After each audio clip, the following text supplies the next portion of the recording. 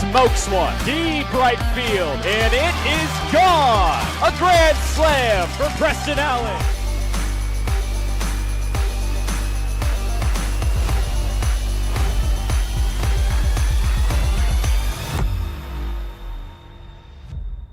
Jake Schrantz with you on the Pippins pregame show, presented by Washington's Lottery, ahead of the first game of this three-game series between Yakima Valley and the Ridgefield Raptors. The Raptors come into this one as the top team in the South Division in the second half of the season, leading the way with 15 wins over the back half, and they're getting hot at the right moment. They started the second half of the year with a 13-0 portion of the season, and that's when they started to get hot, and it's the exact time to do so. Playoffs are coming up in just around the corner. 9 games left in the regular season for both of these two teams, and the playoff implications in this series are massive. Yakima Valley needs to win out, and they need Ridgefield to lose out in order to make the postseason, and that all starts tonight in Game 1 between the Pips and the Raptors. But coming up on the Pippins pregame show, we'll have the interview with last game's player of the game and also starting lineups for Game 1 tonight. At Cascade Natural Gas, we help smart businesses cover their bases, old, new, and in between. No matter the age of your building, they all benefit from energy-efficient choices. Cascade Natural Gas offers a long list of incentives for energy-efficient upgrades. Upgrades that save your business money every day. Become one of the many Cascade business owners benefiting from the quality, comfort, and savings of energy-efficient upgrades. Join Team Energy Efficiency and take advantage of rebates from Cascade Natural Gas. Who knew it was so difficult to find the right bank? I know. It's so confusing. Checking out your banking options? Oh, sounds overwhelming. It's cloud uncertainty. With Banner Bank, it's easy to manage your finances, and help is here when you need it. Be gone, Cloud! Oh, wait. Ah! Built for action, built for banking. Banner Bank. Justin Quarr, you go for 4 strikeouts tonight against Bend, 5 innings as well in your first start in league play at the Orchard. Where would you kind of rank this performance in this entire season for you?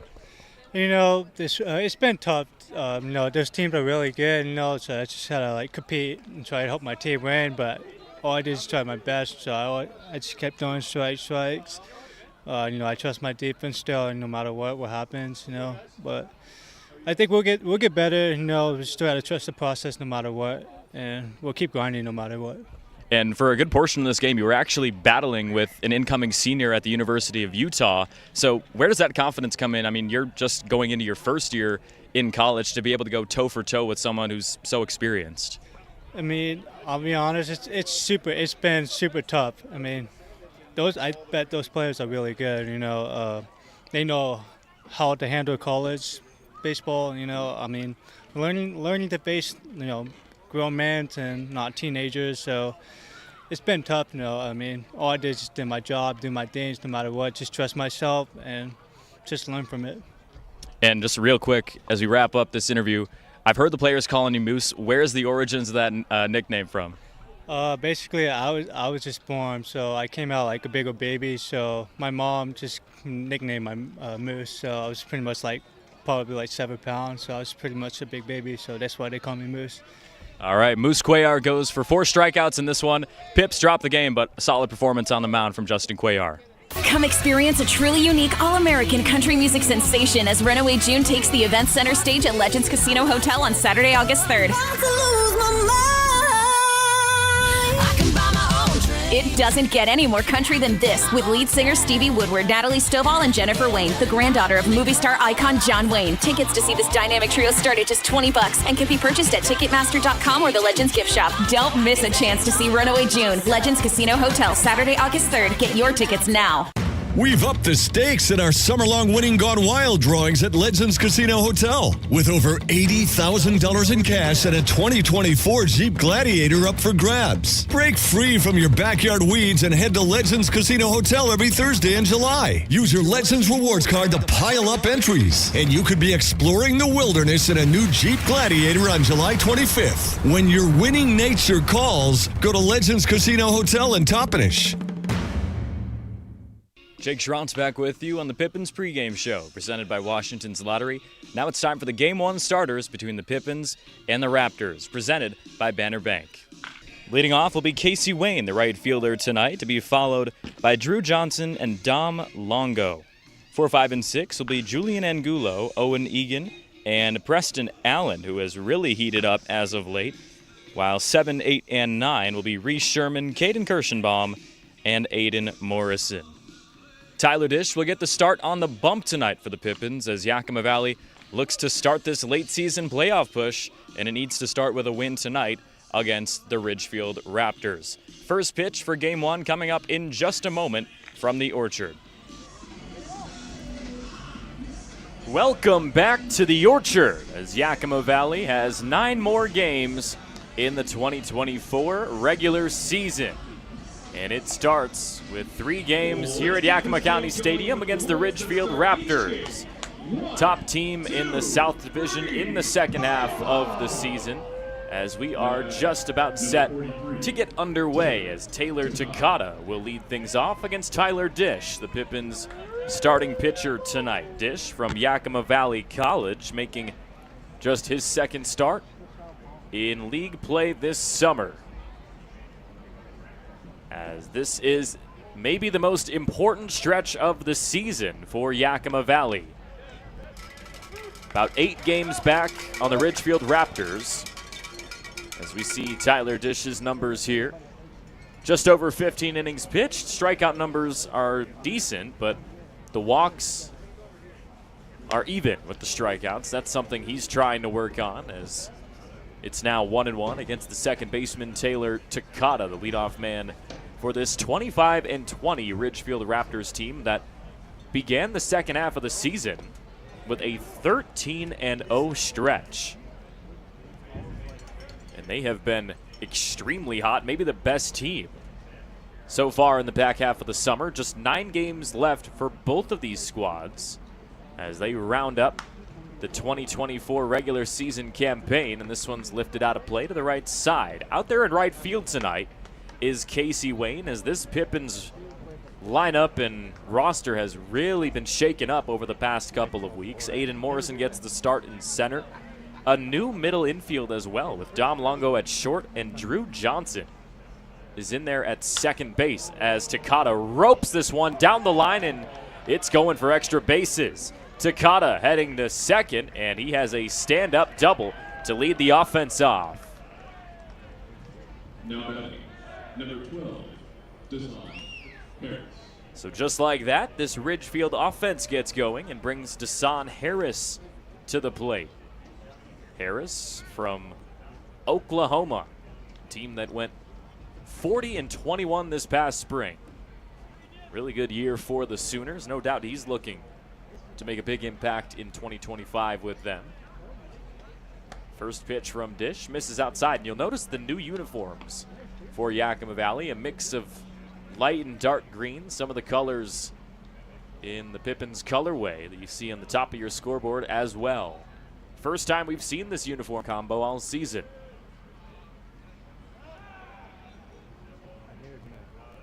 Desan Harris, 6'1" sophomore from Parker, Texas, and it's fitting with the Olympics going on currently this summer. That's the same hometown as U.S. gymnast great Nastia Lukin, former gold medalist at the 2008 Olympics, multiple-time world champion as well. So Parker, Texas just continues to churn out high-level athletes. 5 hits this past spring and 5 games for Harris with the Sooners. His season debut actually came against Yakima Valley earlier this year. Found hits in 2 of the 3 games of that matchup. Dish misses outside, 2-1. And Harris has put together a really strong season. He's hitting second tonight, 30 hits, double-digit RBIs, 20 runs scored. I mean, this is a guy at the top of the lineup that can really do some damage. And with Takata already in scoring position, things are looking rough for Yakima Valley right away, and he lines it to first, nearly a double play.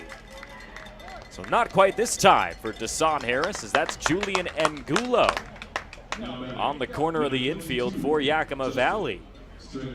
1 down for Justin Stransky now, and if that name isn't familiar to you, It should be pretty soon. This man has been going off this season as we see another look at this line out. Nearly turned to the double play, but Takata in there safely.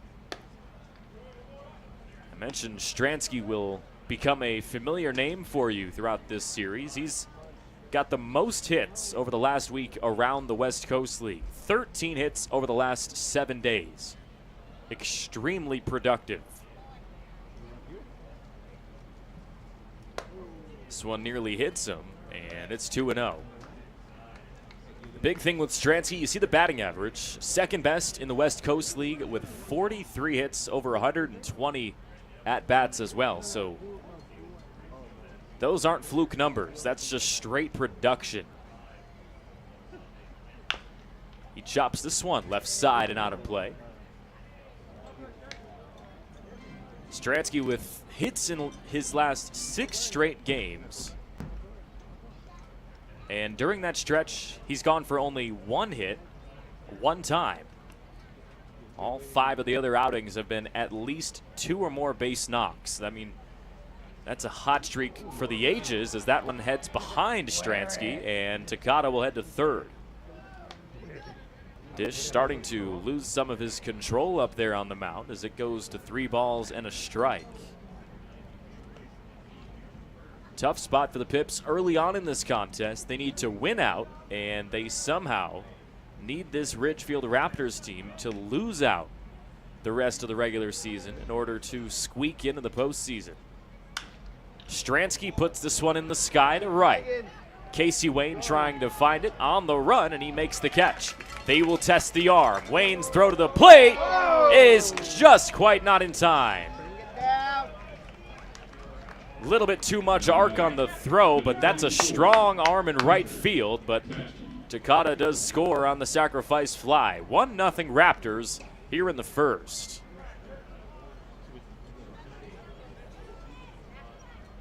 Wasn't too long ago when Owen Egan out in left field for the Pippins had that highlight double play by gunning a runner down from third heading home, but that time just a tad late on the throw for Casey Wayne. So it's Hunter Katchke now at the plate. 42 hits this summer. One of the best power hitters as well. Second most home runs in the West Coast League with 6 of them this summer, with a strong batting average as well. Not someone easy to pitch to. As Dish tries to find something. 2-0 pitch. Finds the zone for a strike. Umpires tonight, Riley Keller behind the plate with Elijah Bester on the base path. And we'll see how long Tyler Dish can go here in just his second start of the summer. His longest outing of the season is just 4 innings against Bend on the road just over 3 weeks ago. 3-1 pitch comes in up high for ball 4. Now batting, number 41, Richard Tejada III. Second base runner of the inning for Ridgefield as Richard Tejada comes up, the first baseman tonight. He's also hitting over 300 on the season with more than 20 RBIs.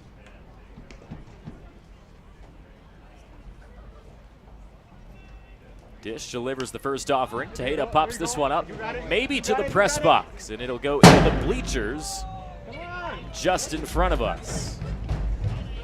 As there's a chase down for it. So Dish starts ahead 0-1 against Tejada.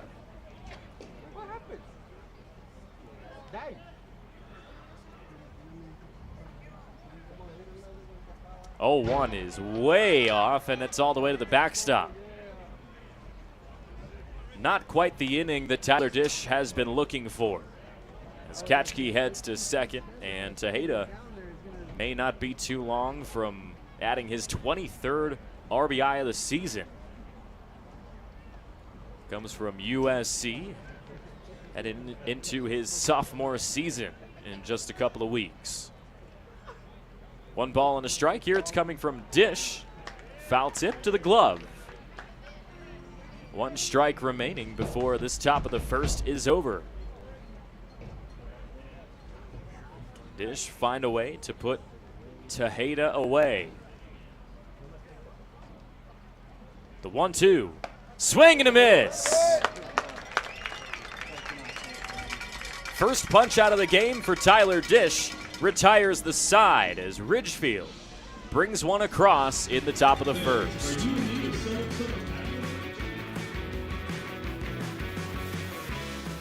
What do you want? It's just not that easy. What do you want? Seafood? Mediterranean? What do you want? Hey guys, what about West Side Pizza? I love West Side Pizza. I love West Side. I love West Side. Yeah, the Hawaiian's great. Let's do pizza. West Side Pizza? Yeah. Problem solved. Gross.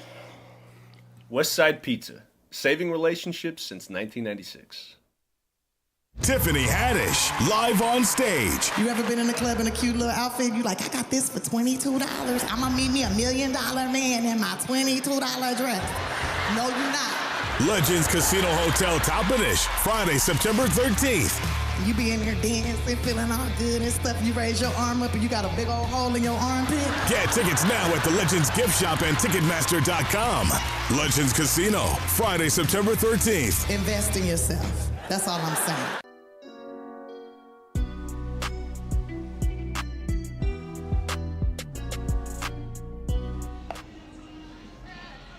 Bottom of the first, Ridgefield's defense comes onto the field with Curtis Hebert.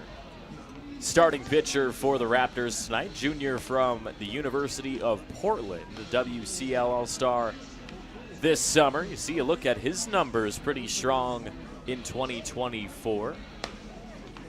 One of just 3 All-Stars for Ridgefield. It was him, Luke Iverson, and Dylan Stewart, another pitcher. And those rosters were announced back on July 9th, which was just about 3 weeks ago from now. But it's really interesting looking at this point in the season that the Raptors, with how well they've been playing and who's really been leading the way for them, that some of these names like Justin Stransky and Hunter Katchke did not get the All-Star nod. But the Pips offense will be led off by Casey Wayne. Had a 3-hit game not too long ago. We'll see if he can find some more of that production to start this 3-game series. Pips already down by 1 as Wayne hacks the first pitch to the backside. Hebert comes in at 90 miles an hour on that first offering. Last pitched on July 23rd at the RORC against Corvallis. Went 4 innings in that one, gave up 5 earned runs, 7 hits, 7 strikeouts, which was the most number of punch-outs that Hebert has had this season in a single game as he finds the zone, 1-2.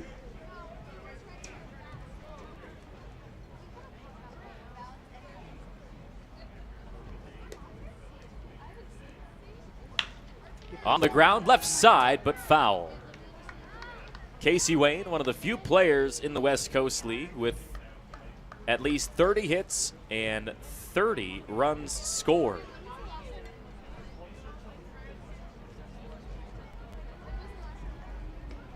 As Hebert will redo this 1-2 offering.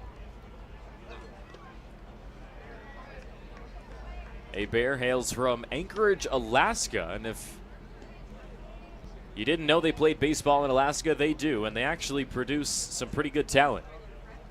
Guys like Kurt Schilling, pitcher from Philadelphia, Arizona, Boston as well, as Wayne puts this one on the ground to second for the first out. Now batting, number 10, Drew Johnson. And Kurt Schilling, 216 wins in his career. Maybe the best MLB player from the state of Alaska, same hometown as Curtis Hebert up there on the mound, Anchorage, Alaska. So Drew Johnson to the plate. 29 hits this summer on a .312 batting average. One of his last games with the Pips this summer as he prepares to head out east over to Georgia to go set up at his new university at Mercer. Played his prior few seasons in college at Tacoma Community College up here in Washington State. But after a few good seasons and a really strong summer, Johnson got on the radar with Mercer.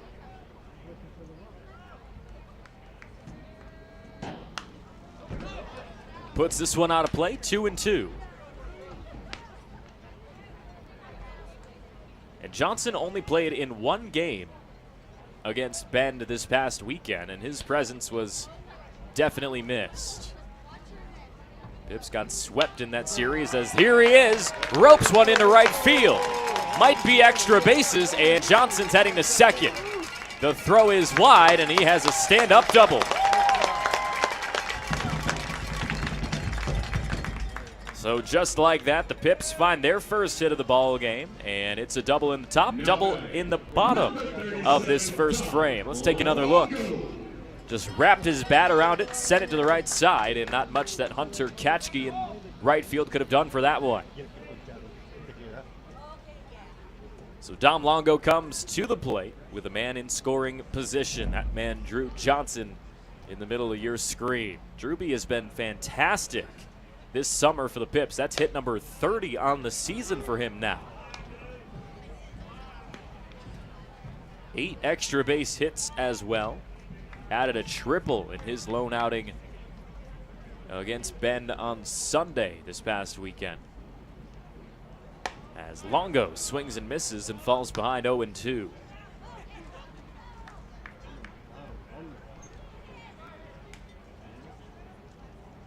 Longo has been playing really well as of late, as he puts this one in the sky. Right field, but making the catch is Katchke, as Longo goes down on a line out.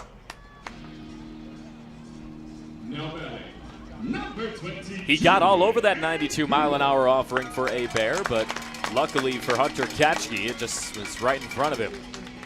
So Julian Angulo comes to the plate, the top RBI holder on this Pippins roster.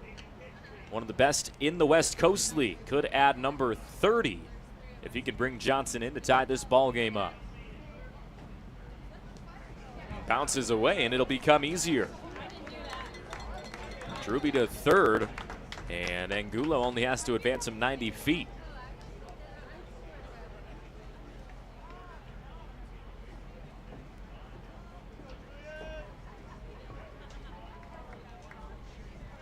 One ball and no strikes for Curtis Bear.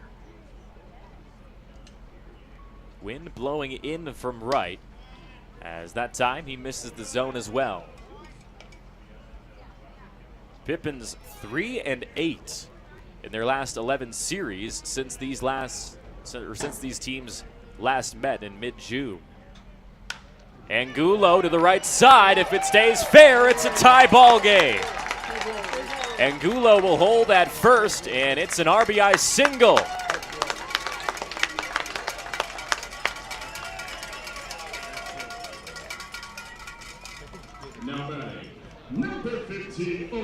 Number 30 on the year for Julian Angulo, as right field continues to be the landing zone for the baseball tonight. As Johnson scores to make it 1-1 in the first frame. Owen Egan to the plate now, as the first one from Bear comes over the plate for a strike. 43 hits, 30 RBIs for Julian Angulo. What a season as he gets ready to head back to Cal Poly Pomona. Ball gets away from Stransky, and Angulo will go to second. Thought about taking third, but Stransky found it just in the nick of time.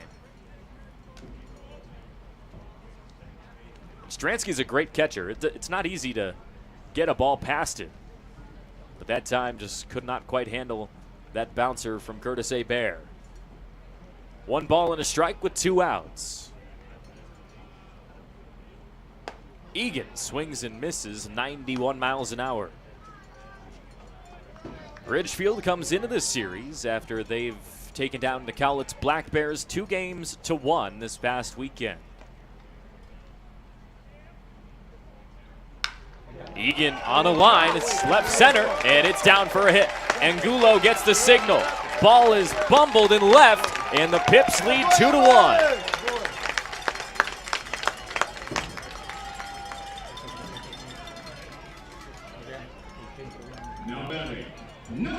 Egan with the base knock, as Yakima Valley has 3 hits this inning. Let's take another look in left field. That's Jovan Camacho, just his second game of the summer.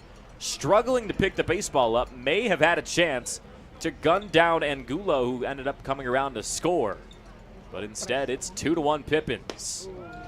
First pitch to Preston Allen misses down and inside. Allen on a heater as of late, hits in each of his last 4 outings.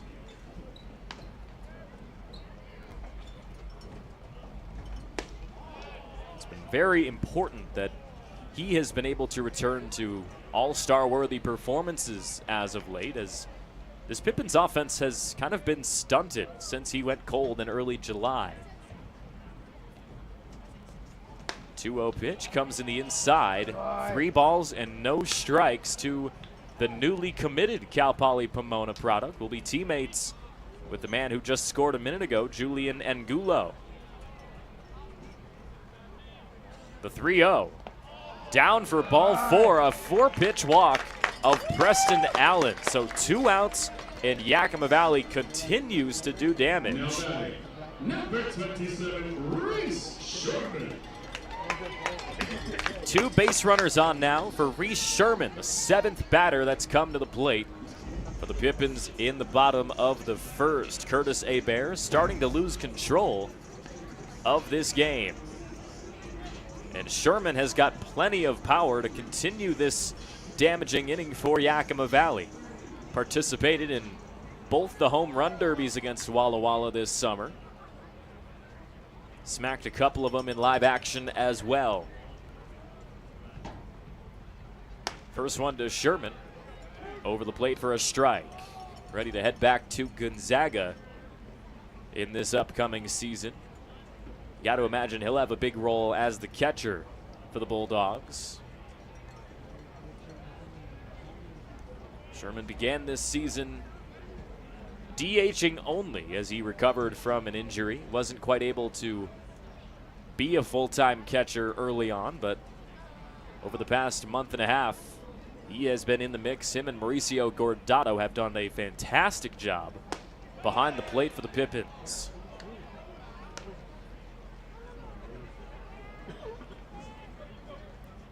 No balls and 2 strikes as Hebert tries to put away this inning as his team trails 2-1.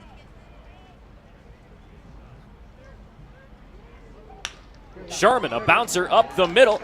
This one might be tough. Throw to first is in time.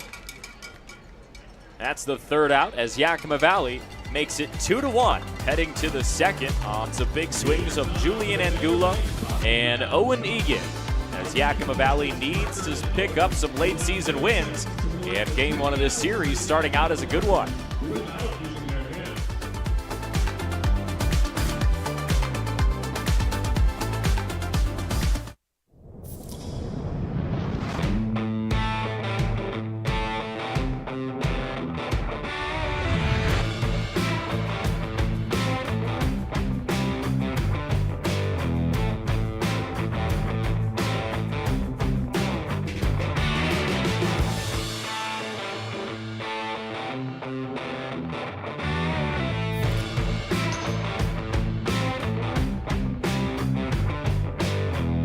At Cascade Natural Gas, we help smart businesses cover their bases. Old, new, and in between. No matter the age of your building, they all benefit from energy-efficient choices. Cascade Natural Gas offers a long list of incentives for energy-efficient upgrades. Upgrades that save your business money every day. Become one of the many Cascade business owners benefiting from the quality, comfort, and savings of energy-efficient upgrades. Join Team Energy Efficiency and take advantage of rebates from Cascade Natural Gas. Who knew it was so difficult to find the right bank? I know. It's so confusing. Checking out your banking options? Oh, sounds overwhelming. It's a cloud of uncertainty. With Banner Bank, it's easy to manage your finances, and help is here when you need it. Be gone, Cloud! Oh, wait. Ah! Built for action, built for banking. Banner Bank.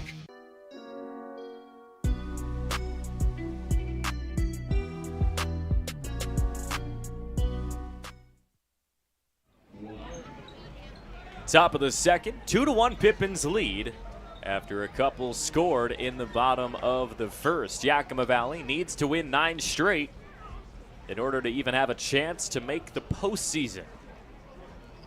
As Tyler Dish returns to the mound, he'll take on Sophia Mawai, his first at-bat of the summer. Spent some time with BYU, redshirted last season with Chaminade. And this guy during batting practice was absolutely smoking some baseballs. Sent about 3 over the right field fence in a row. As Dish starts behind 2-0. Found a strikeout, but did have a walk last inning. Ended up giving up 1 run. That was Taylor Takata who came across. As Mawai ropes one to the right side once again. Right field continues to be the landing spot for baseballs put in play tonight, as his first at-bat goes for a single in 2024. Number 15, Julian Nunez. And it's quite the time in the year to add a major power bat, as there's only less than 10 games in the regular season, and Ridgefield, with a win tonight, could clinch the postseason.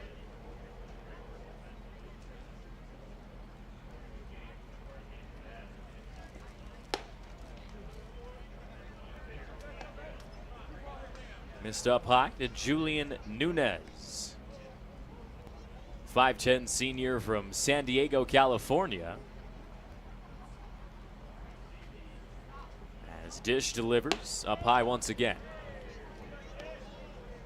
Hasn't had a hit since July 4th. That's now 4 straight games for Nunez, after he had a pretty strong year at Pepperdine this past spring. Nearly 45 hits in 53 games. Began his college career at San Diego City College. First team all-conference selection 2 times there before moving to Pepperdine. 3-0 from Dish. Misses as well. Now batting, number 3, Kyle Mamarian. Kyle Mamarian comes up with no outs. One of his last 10 at the plate coming into this series. That's kind of been the story for him this entire summer, really, at the plate. I mean, just a 168 batting average, but a routine starter for Ridgefield all year long. Got the start at third base tonight as this bunt gets fouled back. Mamarian made 8 starts this past spring in his 29 games with Gonzaga. Didn't play as a freshman, though, back in 2023. So that was really his first taste of the collegiate level. Didn't necessarily blow anyone away, just 4 hits in 33 at-bats with the Bulldogs, but always kind of cool to see these matchups in the West Coast League. I mean, you've got Mamarian, and that's Reese Sherman behind the plate for the Pippins, another Gonzaga player, Gonzaga catcher, as this bunt gets fouled back over the net.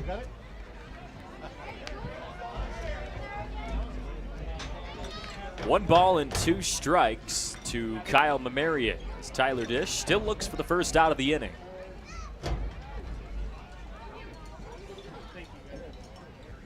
Two runners on. It's Sophia Mawai at second, Julian Nunez over at first.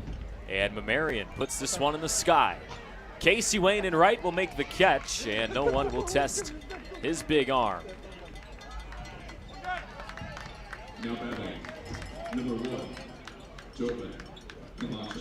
Wayne nearly saved a run in the first, but the throw to the plate deep in right field was about half a second late. of Taylor Takada's run. So Jovan Camacho comes up for just his third plate appearance of the summer. Debuted on Saturday against the Cowlitz Black Bears on the road. So quite a few newcomers in the starting lineup for Ridgefield tonight. Went 0 for 2 in his debut with a strikeout. What does he have in store for game 1 of this series?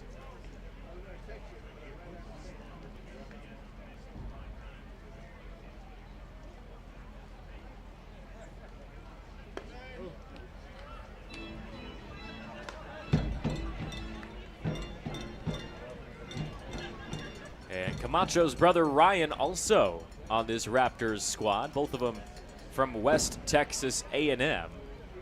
But Jovan was really good this past spring, hit .438.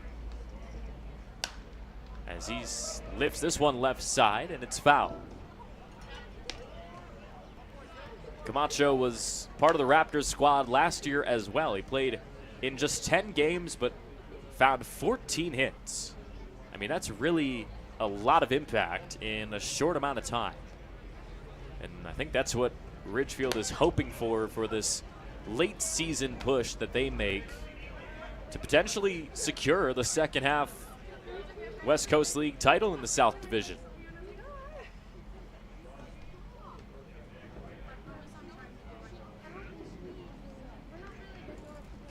The 3-1 is way up high, and the bases get loaded up. Ball kind of slipping away from Tyler Dish at times tonight. That's about the second or third time that we've seen a pitch get way away out of the hand of Tyler Dish. Top of the order coming up as Taylor Takada will step to the box. And let's actually take a look at the South Division standings currently. You see on the left side, that's the second half of the summer. The winner of the second half, unless it's Corvallis, who has already got the automatic qualifier by winning the first half, the winner of the second half will earn an automatic playoff spot. And if the season ended today, Ridgefield would have that automatic bid. But since it doesn't, and there's still 9 games left between Ridgefield and Yakima Valley each this summer, they're the only team that the Pips can catch up to for postseason play. But it all has to start with a series sweep for Yakima Valley this week. But it is not going to be easy. Ridgefield winners of 7 different series since these teams met in mid-June. Takada sends one through to the right side, and this game will be tied up, and the Raptors may take the lead. The throw is not going to be home, and it's 3-2 Ridgefield. Mawai and Nunez both come around on an RBI single for Taylor Takada.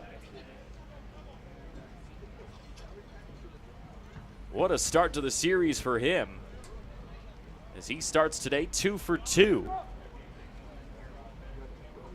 Camacho all the way to third before he stopped, and Desan Harris comes to the plate with just 1 out and runners at the corners to work with.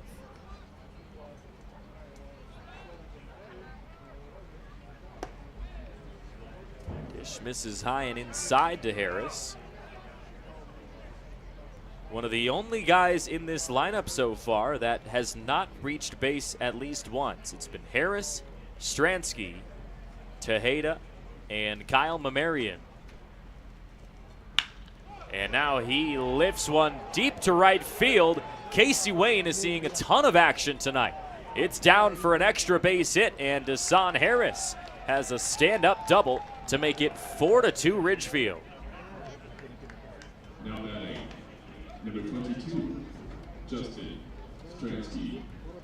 A high-powered offense indeed as Jovan Camacho comes in to score. Takada to third, and the Raptors don't look like they're going to be slowing down anytime soon. Here's Justin Stransky, brought in an RBI on a sacrifice fly an inning ago, but now with 2 in scoring position, the scoreboard might take a little bit more damage. Dish hits him up on the shoulder. Bases will get loaded up for Hunter Katchke. brutal inning for Tyler Dish. So Coach Fitzgerald and Reese Sherman are going to go and have a chat with the Yakima Valley College product. And at this point, it's all about just getting out of the inning and finding a few outs. I mean, you've given up 3 hits, 3 free passes even, with the 2 walks, and also that hit by pitch for Justin Stransky. And this has not been the ideal top of the second for Yakima Valley. They entered this frame up 2-1, and it's now 4-2 with the bases juiced. And Hunter Katchke is not the type of guy you want to face in a situation like this. This is a Ridgefield Raptors team that leads the West Coast League in home runs this summer.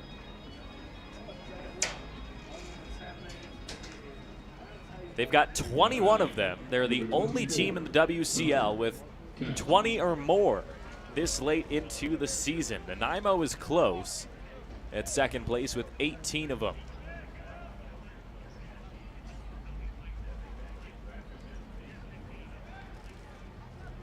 So Dish will face Katchke for the second time. He pops this one up to the backside. Might stay fair as Sherman tries to find it, and it's dropped in foul territory. Could have been an out, but kind of an awkward angle as well, as he had to keep an eye on the wall right in front of him. So it will just drop safely for a strike.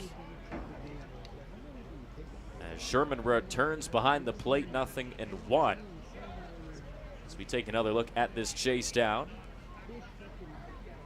Feet were already in the foul territory dirt as that ball dropped.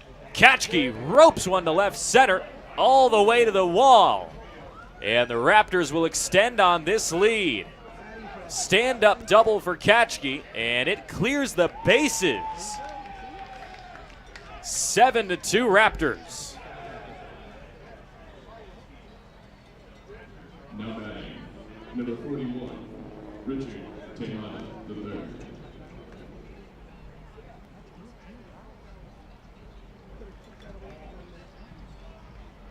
That ball was smoked.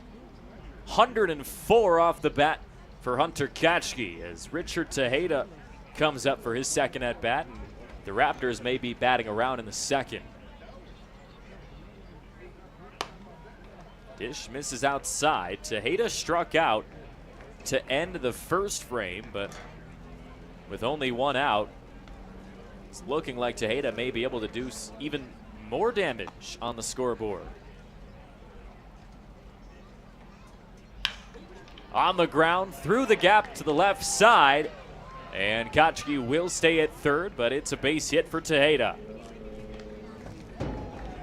The hits just keep on coming for Ridgefield, and this is a Raptors team that their hit numbers aren't that different from Yakima Valley coming into this series. Had just 3 more on the year than the Pippins, 373 as opposed to 370, but so far the production has come in bunches, particularly in this second frame. Sophia Mawai, who led off the second, returns to the plate in the same inning. Runners at the corners as this big-time power hitter could continue to do some damage. Singled in his first at-bat of the summer earlier on this inning. Pitch gets away from Sherman, and it's 8-2. Runner takes off to third, no tag applied. Let's go, catch, let's go!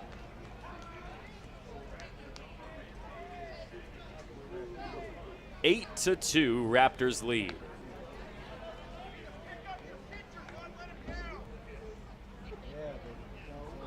I smoked the yaw high.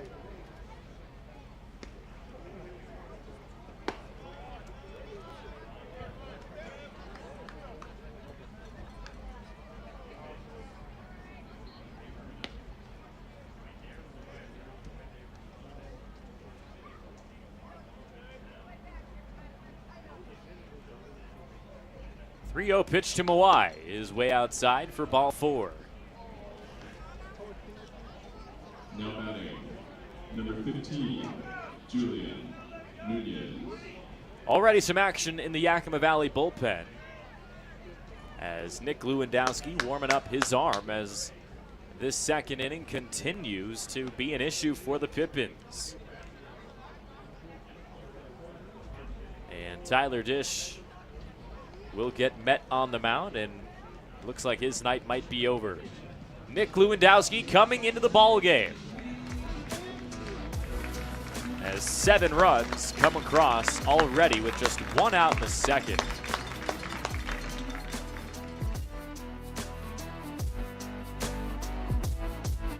Are you struggling to figure out the best career path or ready for a change? As a 2-time School of Excellence Award winner, Perry Technical Institute offers 14 programs ranging from 5 weeks to 2 years, with 2 AAS degree programs and night course options available. Schedule your tour today and explore all that Perry Tech has to offer. Let the financial aid, careers services, and enrollment teams help put you on the path to your dream career. Find your future now at perrytech.edu or by calling 509-453-0374. It's been a summer of off-road adventures at Legends Casino Hotel, but now we've gone completely off the rails. We're giving away not 1, but 2 winning Gone Wild vehicles in August, including a new Volkswagen Atlas Crossport on the 22nd and a Dodge Ram 1500 Bighorn on the 29th. Just remember to pack your Legends Rewards card to earn entries for a chance to win cash or 2 new off-road adventure vehicles. Then again, if driving around in a 2024 VW Atlas or Dodge Ram Bighorn isn't your bag, you could always just sit on your front porch petting your dog. Yeah, right.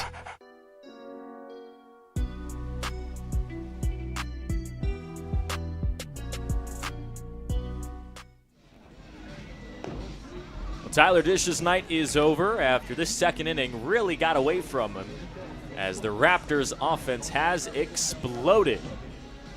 7 runs already in the inning, and there's just been 1 out recorded. So Nick Lewandowski, 6-foot junior from Tacoma Community College, gets set to make his 7th appearance of the summer. Pitched on Sunday night against the Bend Elks. Pips had the day off yesterday.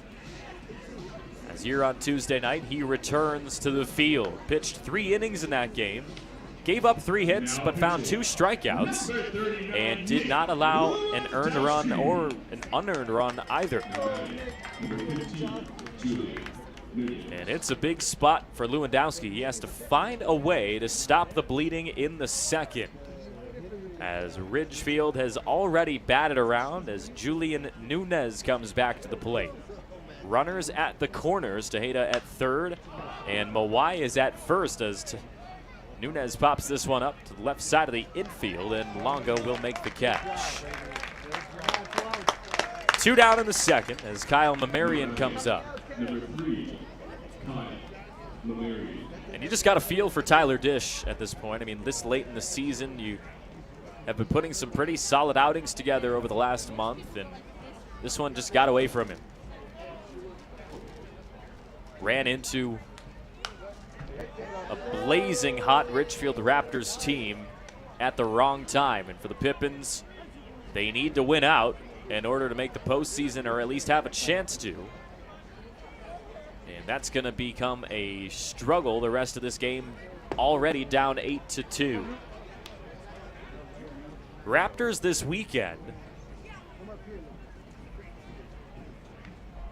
dropped game 1 against Cowlitz 6-5, but then in games 2 and 3, they dominated.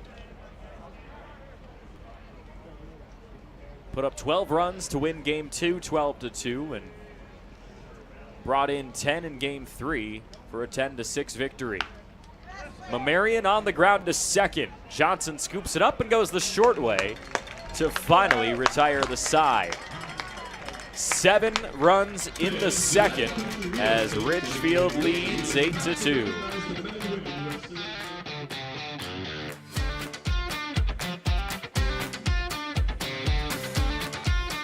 Save now with Hot August specials in Bi-Mart's latest savings book arriving this week. Save $30 on a Winchester 18-gun cabinet, now just $149.99. PMC 5.56 62-grain ammo is just $9.99. Plus buy more and save with digital rebates on Chevron 15W40 diesel oil.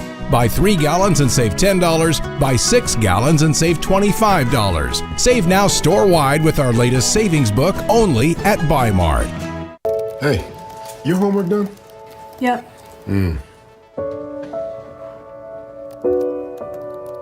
Hey, is your homework done? This kinda is homework.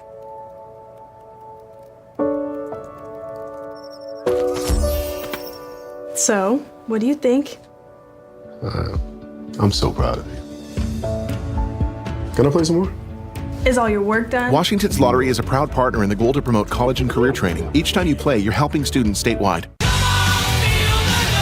It's a heavy metal blowout as Legends Casino Hotel welcomes the original headbangers, Quiet Riot, appearing at 8 p.m. on Friday, September 6th. This famous classic rock band from the 80s has rocked venues around the world and is now coming to Toppenish, Washington. Tickets start at just $20 and can be purchased at Ticketmaster.com or the Legends Gift Shop.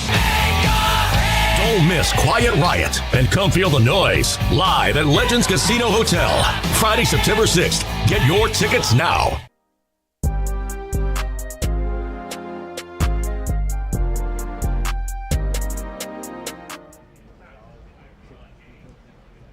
Eight, 9, and 1 will be the offense for the Pippins in the lineup here in the bottom of the second as they trail by 6 after a dominant offensive showing in the top of this frame by the road Ridgefield Raptors. Kirschenbaum out in front, 0-2 now. Early on that 80-mile-an-hour pitch from Curtis A. Bear in his second inning of work, as Kirsch stays alive. Pips brought in 2 last inning to take a 2-1 lead, but the offense for the Raptors was too much for the Pippins to handle in the top of this frame. They need to find a big response to stay in it. The 0-2 bounces in.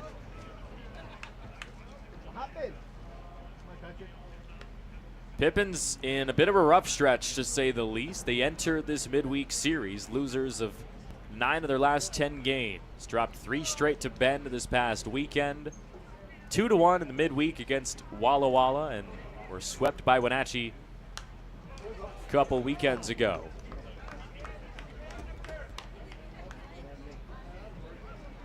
But even with all this turmoil, there is still that sliver of hope that this team could come together and sneak into the postseason. Kirschenbaum on a line to left. This will be extra bases.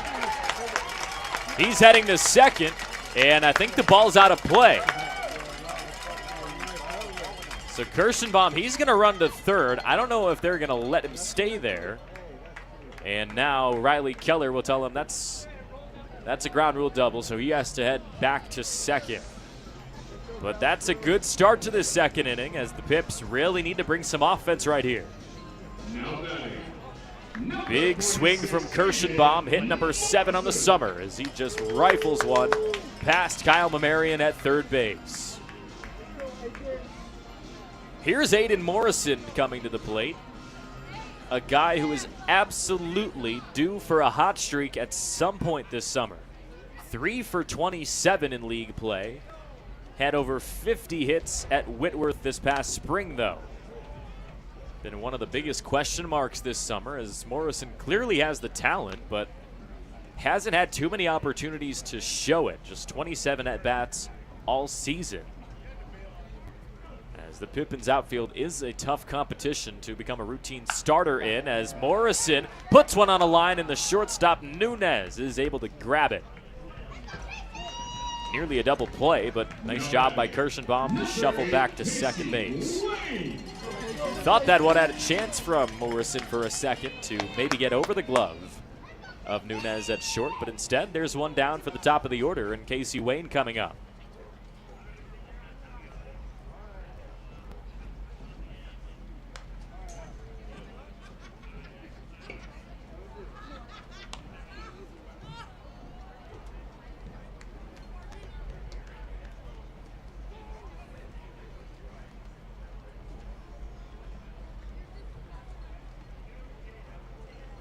One pitch from a Bear, misses down at the shoes. Hebert pitched his debut this summer against Yakima Valley earlier this season in that mid-June series. Went for 2 innings out of the bullpen. Didn't allow a run or a hit en route to starting the season with what would end up being 3 straight scoreless appearances before finally giving up a run. Big reason why he was named a West Coast League All-Star for the South team as the 1-2 misses outside. Nice try, catcher.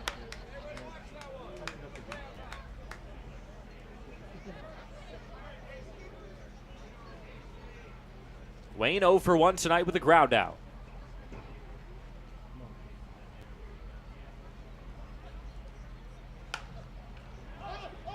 Pops up a 2-2 pitch to the right side, and it's out of play. Tejeda and Takata, the right side of the infield for the Raptors, took it all the way to the fence, but just watched it sail over even the bleachers. So the count stays at 2 balls and 2 strikes as Wayne tries to bring Kirschenbaum around and punch back in this game 1 of the series. Pips down 8-2 already as he sends one through to the right side. Kirschenbaum will get stopped at third, but Casey Wayne finds his first hit of the ball game. Nice piece of hitting by the Northwest Nazarene product. Fouls off a 2-2 pitch to stay alive and show some fight against one of the better pitchers in the West Coast League. Drewby to the plate with just 1 out and runners at the corners. Justin Stransky will give a signal, but Johnson with one of the bigger swings of this ball game for Yakima Valley so far tonight, had a double in his first at-bat. Here's number 2 coming up.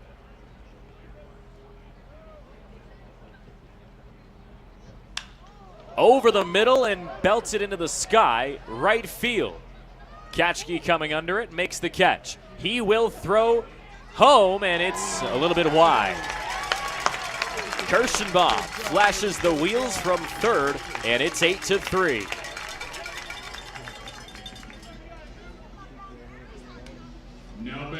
So the fly ball does the trick, and Yakima Valley adds a run onto the scoreboard as we see this swing from Johnson.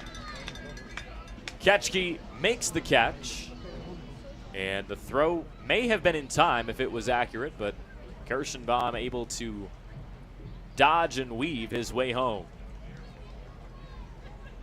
Longo for his second at-bat tonight.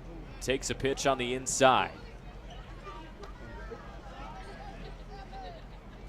Mentioned earlier how strong Longo has been playing.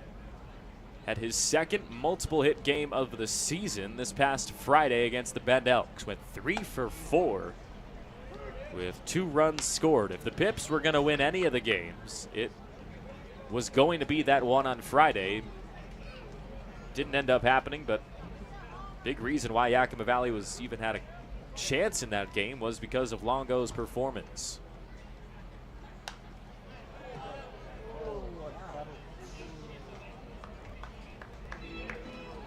The future Liberty Flame in Dom Longo has hits in his last 3 outings, finished last series with a combined 5 for 14 effort.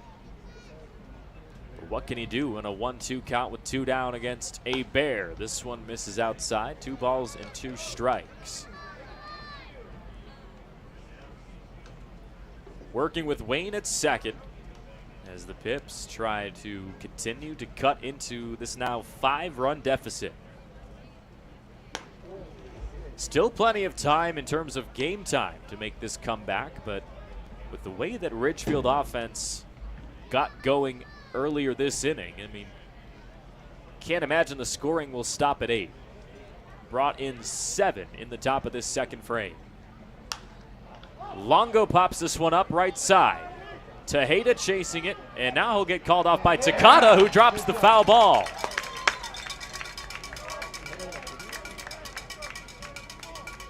Inning stays alive. Longo didn't even head to first.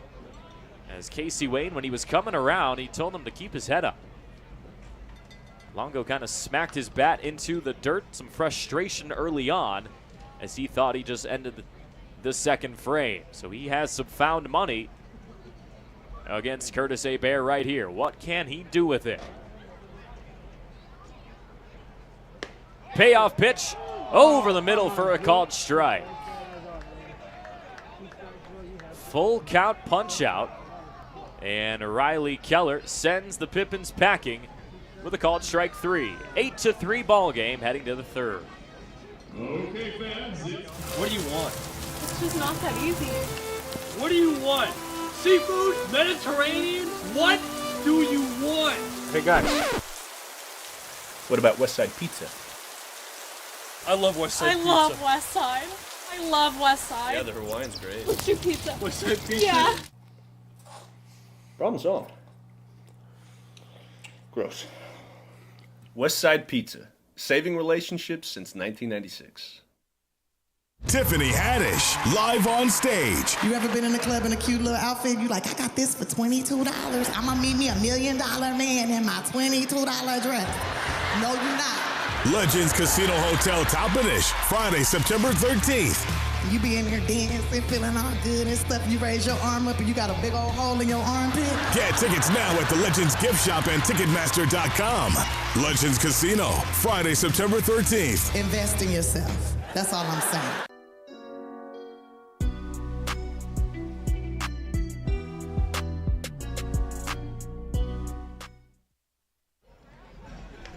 There's a look at Nick Lewandowski, second pitcher of the ball game for Yakima Valley after he came in to find the final 2 outs of the second defensively for the Pippins. Replaced tonight's starter Tyler Dish after a ton of production from this Ridgefield offense got going in the second. They eventually brought in 7 to take what was an 8-2 lead, but the Pips added 1 in the bottom of the second inning. So Lewandowski returns to the field in just a 5-run hole. He's got Jovan Camacho, and then the top of the order ready to go in the third. Camacho walked last inning, in which Ridgefield batted around. The 1-1. Hit into left and down in front of Owen Egan.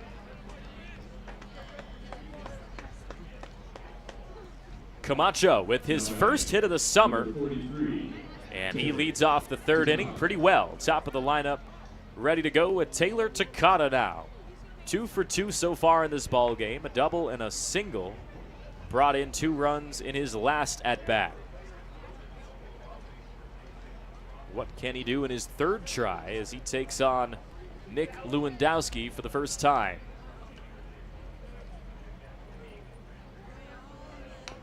He'll lay down a bunt to the first base side. Spin and throw is in time. Pretty athletic play for Lewandowski to step in front of Sherman, spin and fire to first in time accurately. But that does advance Camacho to second, as we'll take another look at this track down and securing of the baseball by Lewandowski right in front of the first base line. And sometimes those angles as the runner is heading to first, it's a little bit strange, as you kind of have to avoid hitting the runner and head to the target that Julian Angulo put out wide. That's exactly what Lewandowski did. Looks like maybe the wires got crossed between Sherman and Lewandowski right there. Don't often see Sherman drop a baseball that goes right to him, as I believe that is the mix-up. Lewandowski and Sherman making sure they have the proper signals. As Desan Harris comes up for his third at-bat.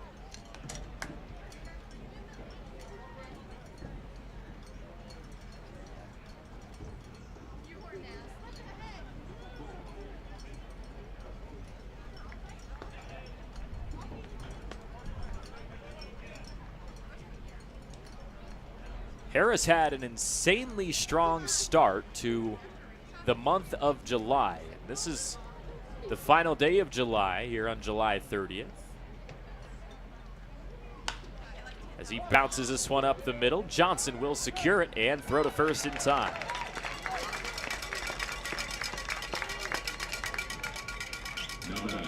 Check that, second to last day in July. As there's 2 down. Stransky to the plate. With a man over at third, that's Jovan Camacho. Got smacked by a pitch last inning. He's already brought in a run, though, on a sacrifice fly.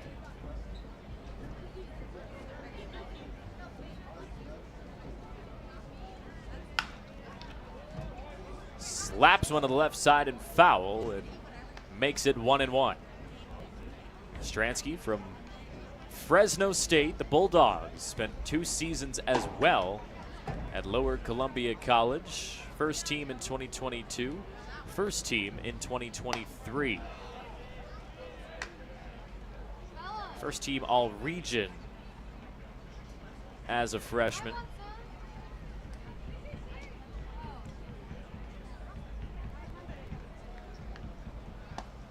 Two-one pitch misses inside. 3 balls and a strike. And for Stransky, the second best batting average in the West Coast League coming into this series. He trails only Easton Amundsen from the Bend Elks. And Stransky gets hit once again, I believe, or if he maybe dodged out of the way of that one. Either way, it's the same result. I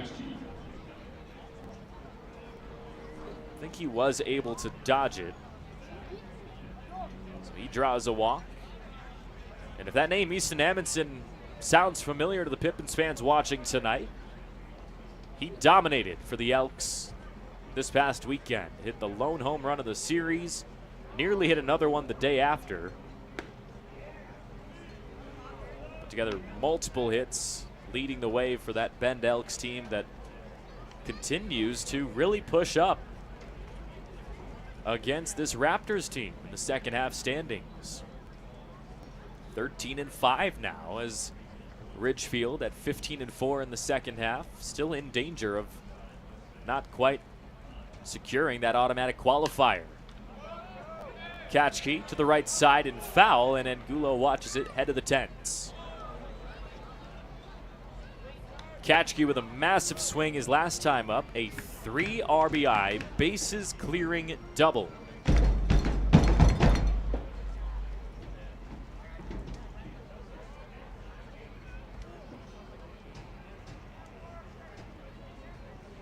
One ball and a strike for Lewandowski now. Misses inside. Kachki debuted for Ridgefield just under a week after the series between these two teams earlier on this summer. And that scenario ended up being pretty beneficial for Yakima Valley as they took that series 2-1, but pretty much since day one when he arrived, Kachki became one of the top offensive options. High bouncer to third, diving effort from Allen, can't quite come up with it. Really good extension on the hot corner, but now it's 9-3 as Kachki just barely snuck that one past the Pippins all-star third baseman. Second hit tonight for the right fielder, as we'll take another look at this nice swing. Bouncer barely past the extended glove of the former Chaffey College product. Still 2 outs with Richard Tejeda at the plate. Throw to Johnson is really wide of the second base bag, as both runners will be safe. Stransky to third, and Kachki is in there at second. It was Jovan Camacho who came around to make it 9-3 a minute ago, as Richard Tejeda the third could make it double digits in just the top of the third inning with another base hit here. The 1-0 from Lewandowski bounces out of play.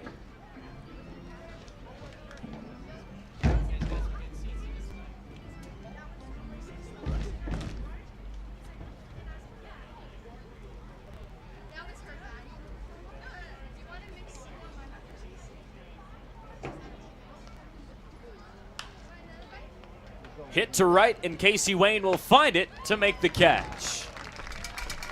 So Lewandowski puts a cap on the offense to just 1 run in the top of the 3rd as the Raptors take a 9-3 advantage to the bottom.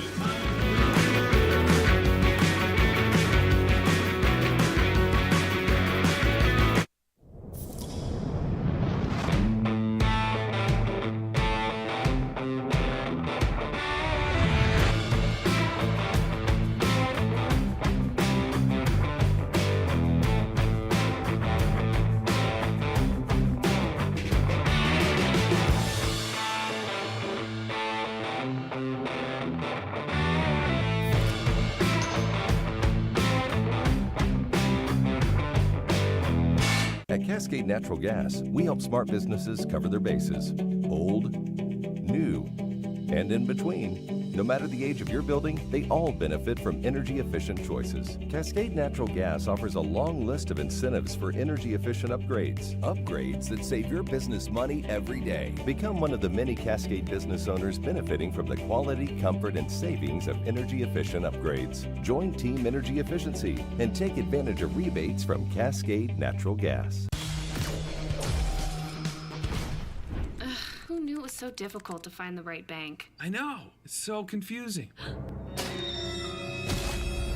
Checking out your banking options? Oh, sounds overwhelming. It's a cloud of uncertainty. With Banner Bank, it's easy to manage your finances, and help is here when you need it. Be gone, Cloud! Oh! Wait! Built for action, built for banking. Banner Bank.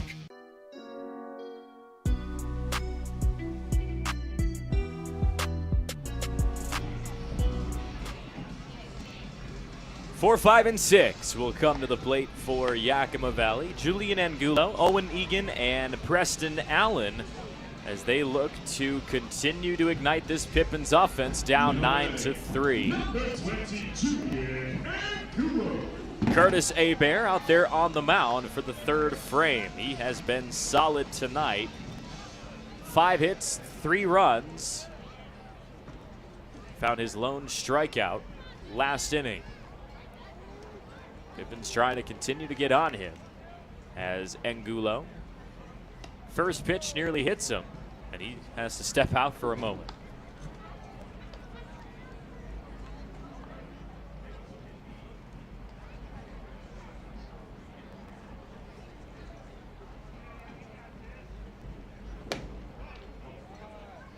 In there for a strike. Curtis Hebert from the University of Portland, like I mentioned earlier. 9 appearances as a freshman this past spring.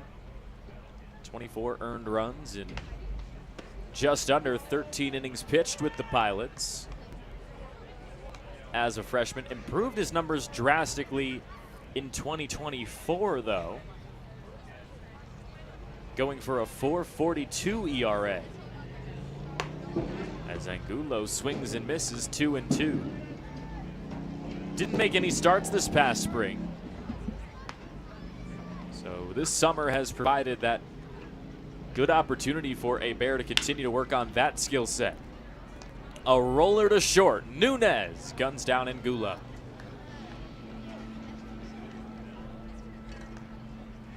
Leadoff man goes down on the ground, and Owen Egan returns to the plate for his 2nd at-bat tonight.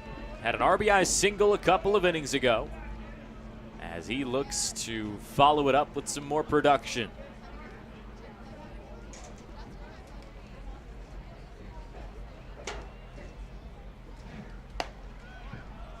Hebert finds the zone once again, and he was part of the Raptors team last year, made 3 starts in his 9 appearances, had more walks than strikeouts, though. Egan slaps this one out of play. But it's been really impressive improvement from last summer to this summer for Curtis Hebert. Enters this series with a nearly 3-to-1 strikeout to walk ratio in 2024. Another one on the ground to Nunez. Same spot, same result. 2 down for Preston Allen now. Number 22, Preston Allen. Pippins did some damage with 2 outs in the first. Allen trying to find a way to make it happen again. You see the numbers for him. 45 hits this summer. Top 10 in the West Coast League.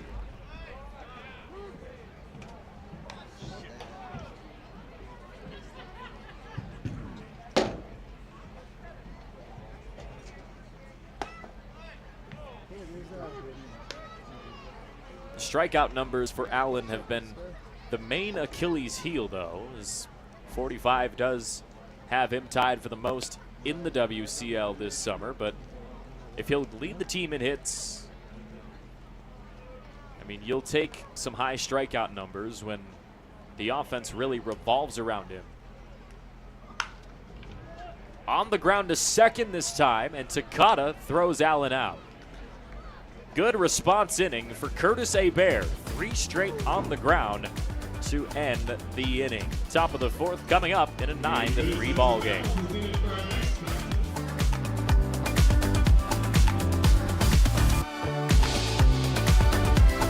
Are you struggling to figure out the best career path or ready for a change? As a 2-time School of Excellence award winner, Perry Technical Institute offers 14 programs ranging from 5 weeks to 2 years, with 2 AAS degree programs and night course options available. Schedule your tour today and explore all that Perry Tech has to offer. Let the financial aid, careers services, and enrollment teams help put you on the path to your dream career. Find your future now at perrytech.edu or by calling 509-453-0374.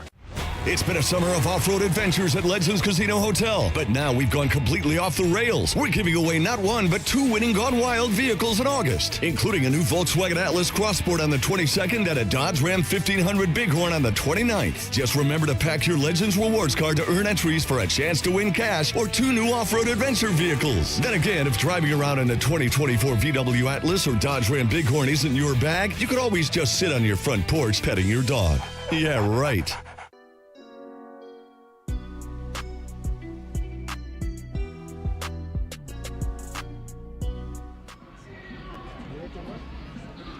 Lewandowski returns to the mound in the top of the 4th frame, as we'll see if he can keep Ridgefield quiet for the first time all night. Raptors brought in 1 in the first, 7 in the second, and another one in the top of the 3rd. That's how we've got to this 9-3 ball game. So Safeya Mawai, 3rd at-bat tonight, a single and a walk so far in his debut for the Raptors.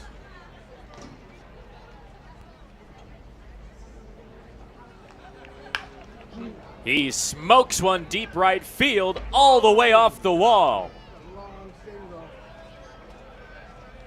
Long single indeed, as Mawai finds his 2nd hit of the ball game. 106 off the bat for Mawai. Ridiculous power from the DH. So Julian Nunez comes up.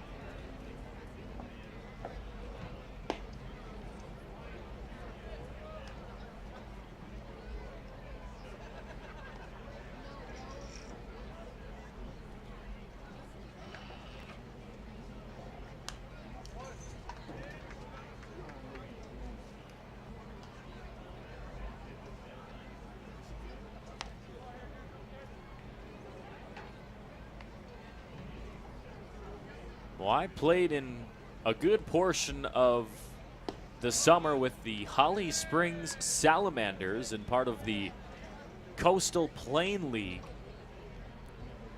in Holly Springs, North Carolina, but got the call to join the Raptors, and it's his debut tonight, and it has been quite a showing for the senior from Hilo, Hawaii.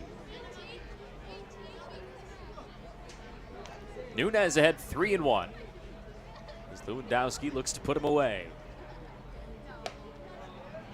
Finds the zone that time, full count.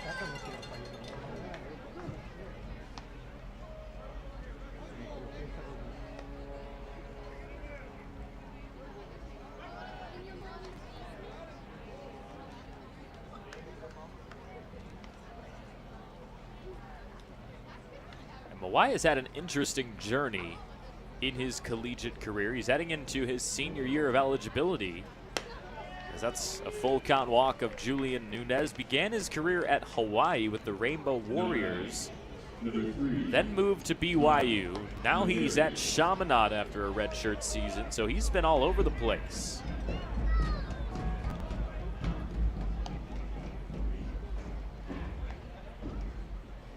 So 2 base runners on, no outs. As Kyle Mamarian comes up, lays a bunt third base side. Throw to third is not in time. Might be the fastest that Mawai has run all night, as that's a successful bunt that loads the bases up. Number 1, Jordan. And we'll take another look. The throw in slow motion. And I guess Mawai was there. It looked like his foot kind of came off the bag, and that's what Johnny Graham, I think, wants to ask about, because with the momentum of running so fast to third, and if we could get another look, that would be great at that last play. I mean, it looked like Mawai's foot may have come off the bag slightly at the end of the play. And with Allen still having his foot on the bag, could have been a chance there for the out. And you see, he kind of just sneaks his foot back. Hard to kind of tell on the lone angle that we have if the foot truly left. I think it did. And I guess they're not going to say that Mawai is out. So the bases get loaded now, I guess, for Javon Camacho. Questionable call.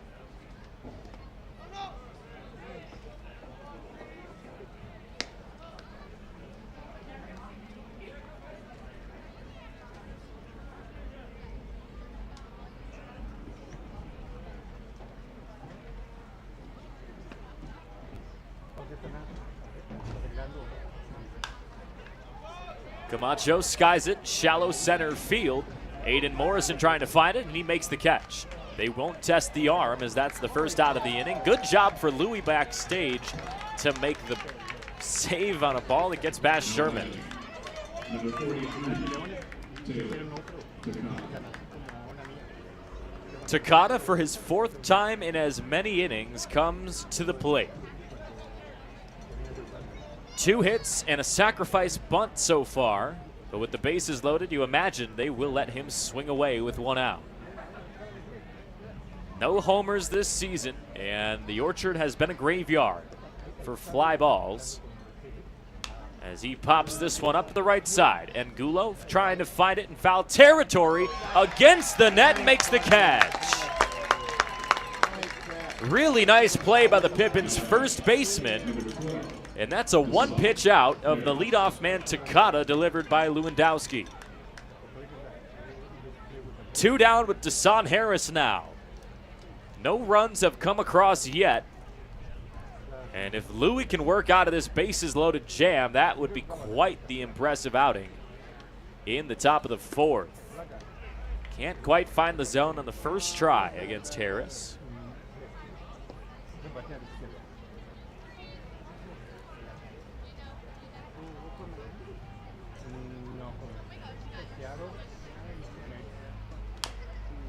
On the ground, out of play. I mentioned earlier that Harris had such a strong beginning to the month of July. Had 2 hits in 3 straight games on July 5th, 6th, and 9th. Then he finished up what ended up being a 5-game hit streak with a 3-for-5 effort at Springfield. Now he bounces one to the glove of Lewandowski. Throw to first in time. Great job to work out of a bases-loaded jam, as Lewandowski keeps it 9-3 when it could have been much worse, as it's time to head to the bottom of the 4th.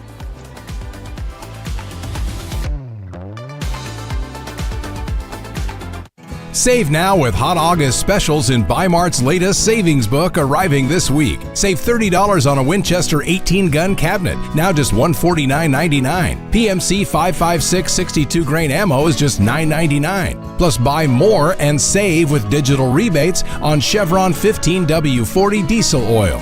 Buy 3 gallons and save $10. Buy 6 gallons and save $25. Save now store-wide with our latest savings book only at Bi-Mart. Hey, your homework done? Yep. Hey, is your homework done? This kinda is homework.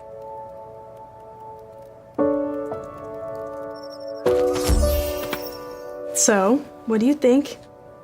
I'm so proud of you. Can I play some more? Is all your work done? Washington's Lottery is a proud partner in the goal to promote college and career training. Each time you play, you're helping students statewide. It's a heavy metal blowout as Legends Casino Hotel welcomes the original headbangers, Quiet Riot, appearing at 8 p.m. on Friday, September 6th. This famous classic rock band from the 80s has rocked venues around the world and is now coming to Toppenish, Washington. Tickets start at just $20 and can be purchased at Ticketmaster.com or the Legends Gift Shop. Don't miss Quiet Riot and come feel the noise live at Legends Casino Hotel. Friday, September 6th. Get your tickets now.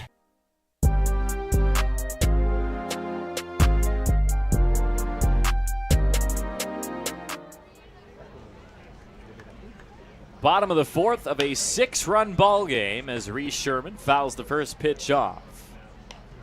Curtis Hebert, 3 runs allowed in these first 3 innings. We'll see what the Pips can do after 3 straight groundouts an inning ago.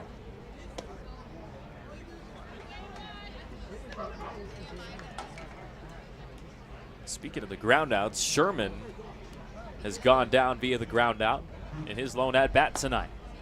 As Hebert finds the zone, and it's 1-2.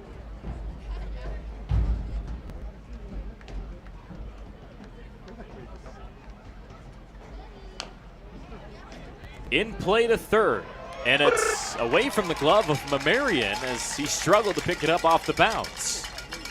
Kind of an awkward angle and bounce into the glove of Kyle Mamarian, so for Yakima Valley, that's the first base runner here in the fourth. We'll take another look. Tried to just scoop it off the bounce, and Sherman got a little bit lucky right there. We'll call it a single for Sherman.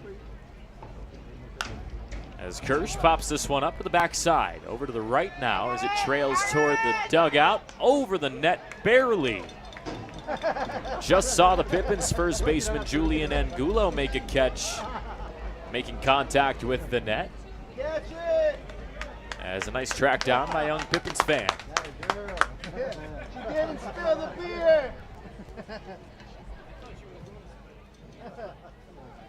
0-1 count for Kirschenbaum. Had a double in his lone at-bat tonight. A bear over the plate for a strike at 82 miles an hour that time.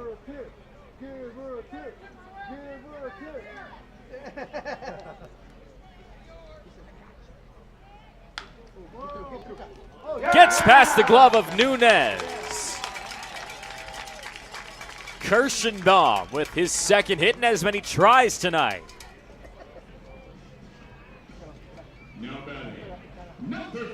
Another play that some would call lucky for Yakima Valley. Nunez was right there for it, but it just barely gets past his glove on a lunging effort.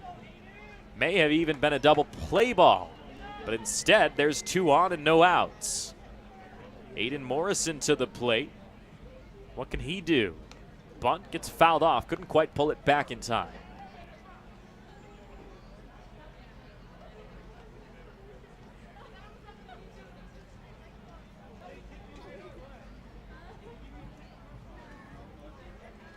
Oh, 0-1 now as the Pippins defense finally found an inning so far in which they were able to keep Bend scoreless. It came in the top of this fourth frame. Now they need to take advantage of it. No balls and 2 strikes. Morrison waits for it. And it bounces outside. Bear made a few appearances for a summer collegiate team back home in Alaska last summer, part of the Anchorage Bucks of the Alaskan League. Morrison flies this one into foul territory, into the bleachers though. Count stays the same, 1 ball and 2 strikes.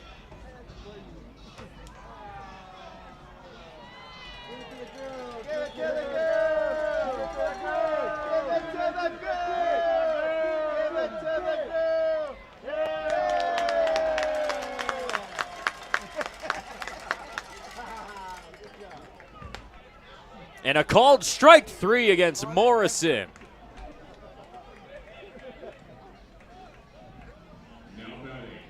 Tough way to go down, and once again the Pips go down looking. That's just the second strikeout tonight delivered by Curtis Hebert, as there's the top of the order now coming up. Hebert may get some favors, some would say, from Riley Keller with his first 2 strikeouts. This one bounces in for ball 1 against Casey Wayne. 1 for 2 so far in this ball game. Give him 31 hits to go along with his 31 scored runs on the summer now.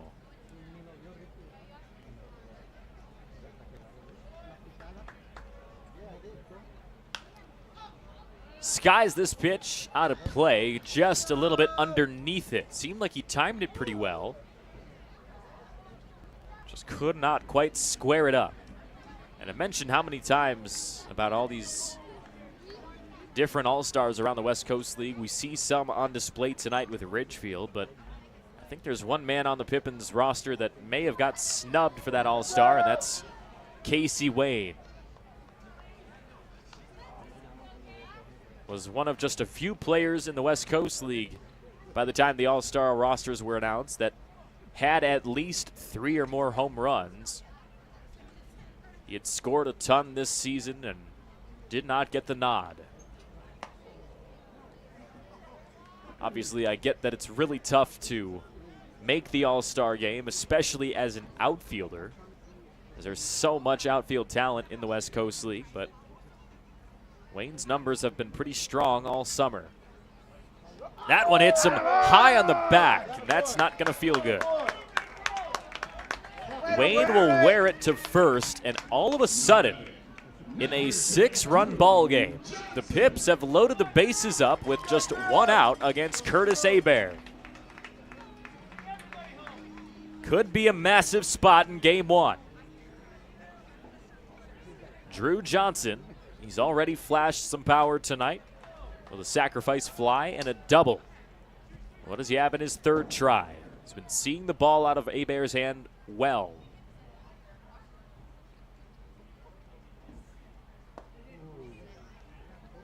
A walk here makes it 9-4. And we'll see if Johnson can make the scoring even more efficient by bringing in multiple guys. Just 1 homer on the year for Drewby. He's got a walk-off winner as well. Nearly left the park into right, but just dropped for a deep hit that walked it off for the Pips as he takes a massive cut. Can't find it, though. 2-1 now.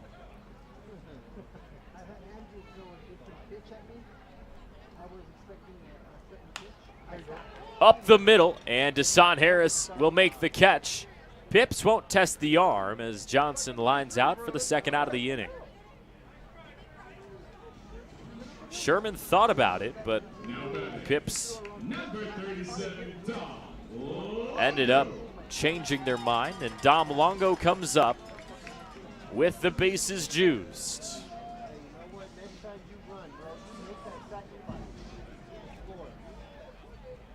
Longo and Morrison, the only 2 Pippins tonight in the starting lineup that haven't reached base yet. Can he change it right here with the bases juiced in a 9-3 game? Longo has got a powerful bat, but so far this summer hasn't had too many opportunities to show it off.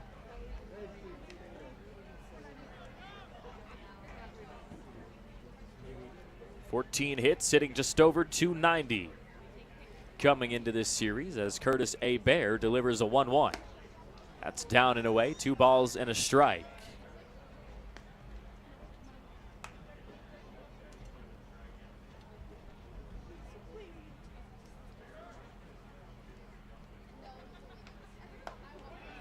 Another one misses outside, trying to get Longo to reach, and he's not falling for it. Already struck out looking on a pitch that was down and away in his last time up. Here's the 3-1. Bouncer up the middle. Nunez fields it, and that's the end of the inning. Pippins strand the bases loaded on another ground out as it's time to head to the 5th. 9-3, Raptors with the advantage. Save now with Hot August specials in Bi-Mart's latest savings book arriving this week. Save $30 on a Winchester 18-gun cabinet, now just $149.99. PMC 5.56 62-grain ammo is just $9.99. Plus buy more and save with digital rebates on Chevron 15W40 diesel oil. Buy 3 gallons and save $10. Buy 6 gallons and save $25. Save now store-wide with our latest savings book only at Bi-Mart. Hey, your homework done? Yep.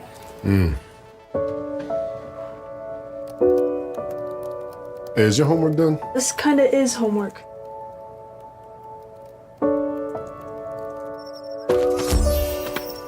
So, what do you think? I'm so proud of you. Can I play some more?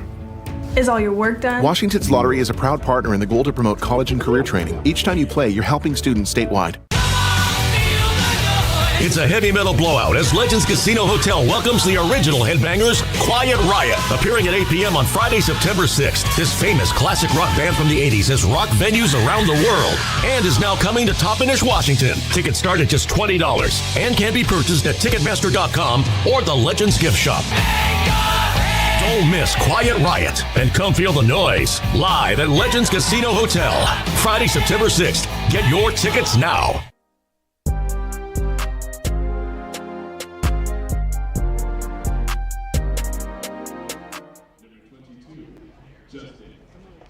Nearly halfway through game 1 of the series tonight as we take a look at the setting at the Orchard. Beautiful evening for some late regular season baseball in the West Coast League here in Washington State. And the Yakima Valley Pippins trail 9-3 here at home. Justin Stransky making his 4th plate appearance already tonight. Entered the series top 10 in RBIs and home runs. As he lifts this one in the sky, center field, Aiden Morrison makes the catch.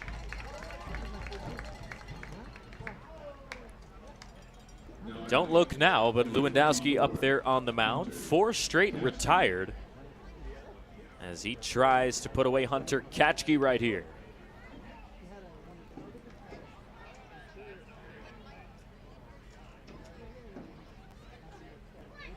Katchke for Utah Tech this past spring took home 2nd team All WAC in his debut season. The lone trailblazer on any postseason team like that. As he ropes one out of play to the left side. Big reason for that honor, he had the team high .302 batting average. Led Utah Tech with 58 hits, 25 extra base hits, 13 homers, 36 RBIs, and 38 runs scored.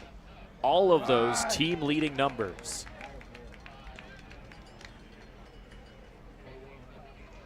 And you see the numbers up top. Those are his West Coast League numbers. Pretty similar, if not a little bit less than what he did at Utah Tech as he slaps one out of play. Able to stay alive on a 1-2. And even though he had such a big season with Utah Tech, the Trailblazers ended with just a 14-42 record overall. So his impact did not lead to too much winning, and now he chops one up in the sky. Right field, Johnson all the way from second base makes the catch in the Ridgefield bullpen. What a track down. Number 41, Richard Tejada III. 2 outs in the top of the 5th, but we got to take another look at this chase down from Drew Johnson, who got the start at second base tonight. He's usually a right fielder, so he's got the chops to track a fly ball down. Just a little bit more distance to cover that time, though. So Lewandowski makes it 1-0 against Richard Tejada, the first baseman for the Raptors tonight. 1 hit and 3 tries. Into play, right center, down for another hit. 2 for 4 so far for Tejada as he keeps the top half of the 5th alive. Now batting, number 45, Savannah Mawai. That was the 11th hit of the ball game for Ridgefield. And we're not even halfway through this contest. Sophia Mawai nearly hit a home run deep to right field in his last at-bat. It bounced off the middle of the wall. I don't know how the Pippins plan on addressing him the rest of this ball game, but Lewandowski must have that big swing in the back of his mind.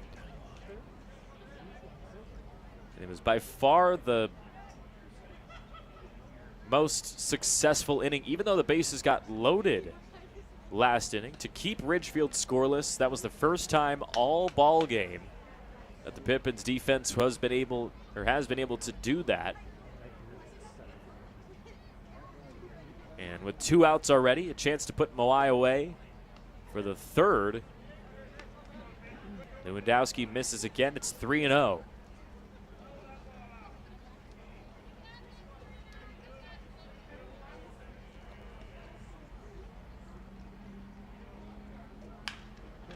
Mawai hacks at it. A weird bounce to the second baseman, Johnson, but he fields it and makes it look easy.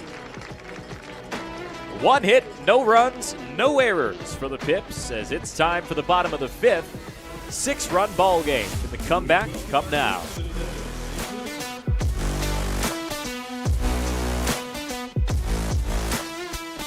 What do you want? It's just not that easy. What do you want? Seafood? Mediterranean? What do you want? Hey guys, what about West Side Pizza? I love West Side Pizza. I love West Side. I love West Side. Yeah, the Hawaiian's great. What's your pizza? West Side Pizza? Yeah. Problem solved. Gross. West Side Pizza, saving relationships since 1996. Tiffany Haddish, live on stage. You ever been in the club in a cute little outfit? You like, I got this for $22. I'ma meet me $1 million man in my $22 dress. No, you're not. Legends Casino Hotel Toppenish, Friday, September 13th. You be in here dancing, feeling all good and stuff. You raise your arm up and you got a big old hole in your armpit. Get tickets now at the Legends Gift Shop and Ticketmaster.com. Legends Casino, Friday, September 13th. Invest in yourself. That's all I'm saying.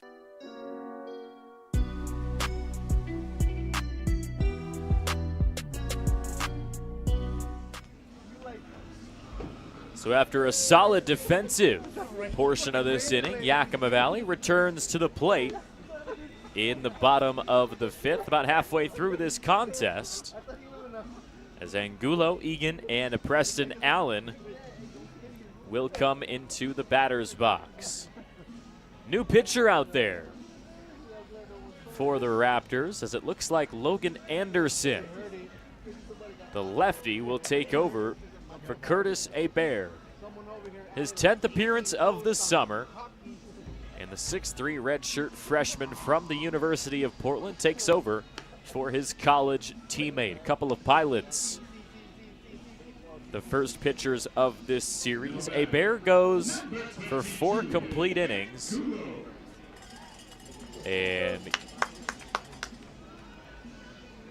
gives up 7 hits for 3 runs with 2 strikeouts. And now Logan Anderson will try to keep up this 9-3 advantage. And he's got Julian Angulo to face first. 1 for 2 start to this game as the first pitch comes over the plate for a strike.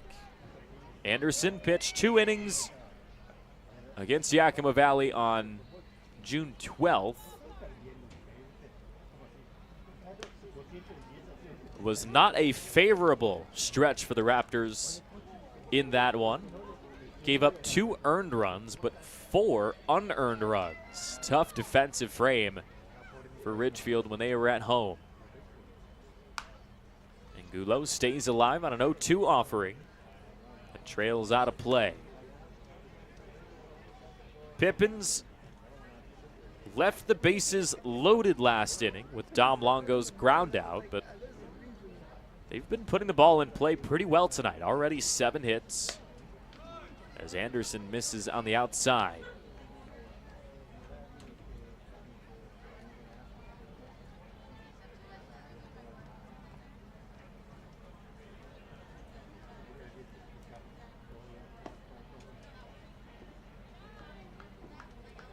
Anderson pitched 5 nights ago against Corvallis, went 1 2/3. Gave up 5 runs, again, no earned runs, so the defense really not giving Anderson much support this summer. As this one goes up the middle, might be a chance for a tough defensive play. Throw to first is barely in time. Angulo gets gunned down on the run by Taylor Takata. Running to his right and making the throw on the move. Off the backhand, no less. A sidearm delivery to Richard Tejeda for the first out. Egan looks at a pitch called a strike in the bottom.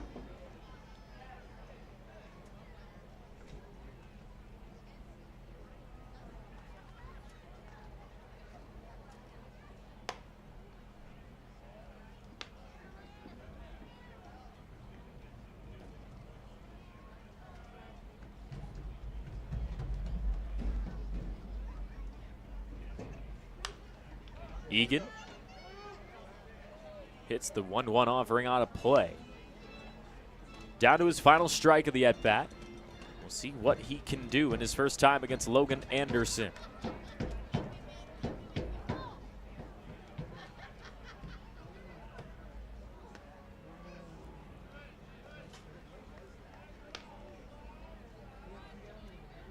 Works it back even as Egan looks for his second hit tonight.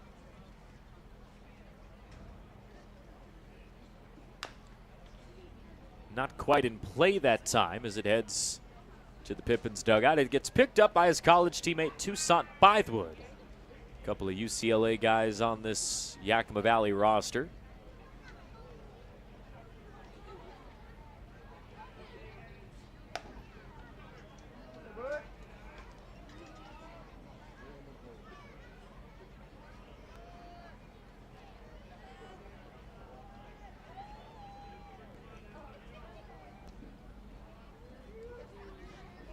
The payoff to Egan is up high, and he draws a full count walk. What an at-bat for Owen Egan. Fell behind on strikes, but had the discipline to let Logan Anderson put him on base. Preston Allen to the plate. Still just a 6-run ball game, not even barely halfway through this game. Pips still have some time to make up enough ground in this contest. Just need to start putting some runs up. Haven't scored since the second. Brought in 2 in the first, 1 in that second inning. As Allen looks at one over the plate for a strike.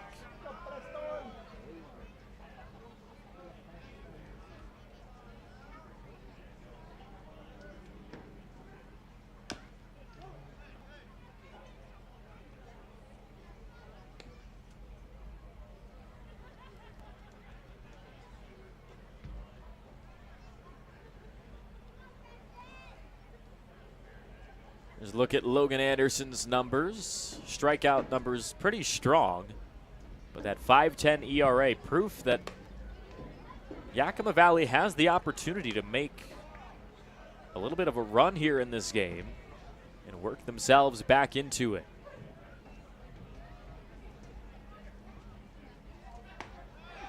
Called strike 3 against Allen. Number 3 tonight for the Pippins. through 4 2/3.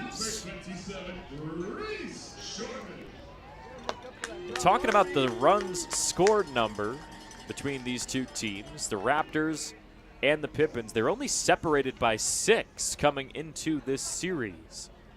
Ridgefield with 246 on the year, 240 for Yakima Valley as Sherman sends it to right, fair ball, all the way to the foul pole. Egan will hold at third, and the throw to second is in time. A cannon in right from Hunter Katchke, and that ends the inning.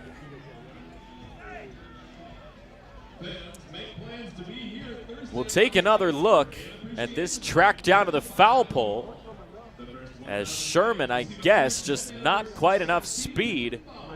And on the slide, the tag, and Elijah Bester called out the Gonzaga catcher.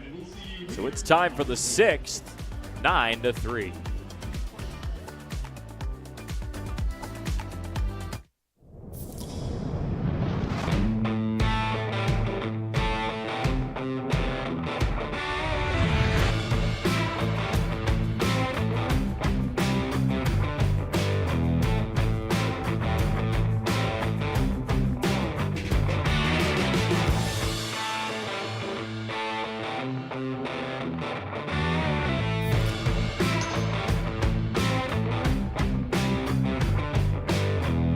At Cascade Natural Gas, we help smart businesses cover their bases.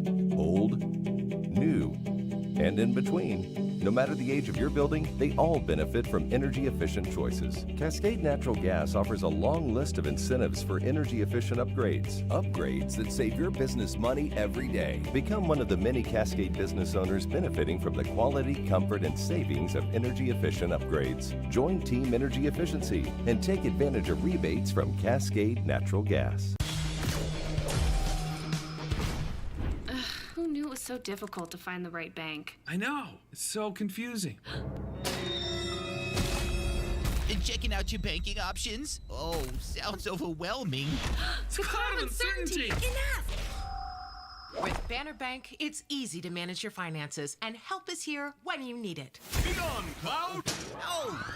Wait! Ah! Built for action, built for banking. Banner Bank.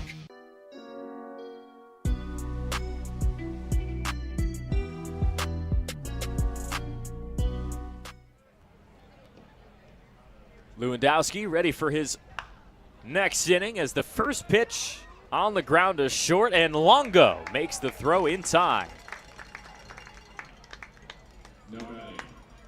7 of the last 8 that have faced Lewandowski have been retired, and the only time someone's got on during that stretch was a single last inning for Richard Tejeda. Never got further than that, as this one is chopped out of play. It's Kyle Mamarian at the plate now. Reached on a bunt a couple of innings ago. 0 for 2 outside of that tonight. So Lewandowski, 4 innings into this appearance. Just 1 earned run allowed. Been exactly what the doctor has ordered in this blowout start to game 1. He's been able to hold Ridgefield at 9. And now Mamarian lifts one deep to left, trailing foul, and it's out of play.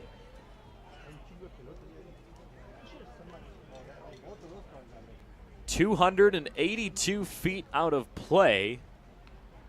As here at the Orchard, it's .293 to the left field foul pole. So would not have left the yard if it stayed fair, but definitely could have been a challenge for Owen Egan out there. As Mamarian puts one up, shallow right, it's Johnson, the second baseman in the right field grass, to make the catch. So just like that, Nick Lewandowski continues to cut through this Ridgefield lineup. Jovan Camacho ready for his 4th plate appearance. 1 hit in 2 tries with a walk tonight.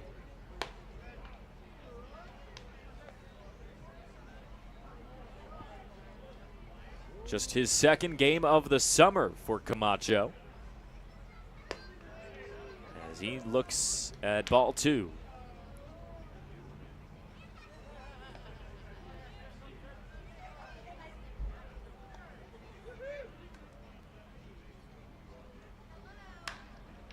On a line to short, and Longo is there. 3 up, 3 down for the first time all night for the Pippins defense. Bottom of the 6th coming right up as Yakima Valley looks to cut into this 6-run deficit.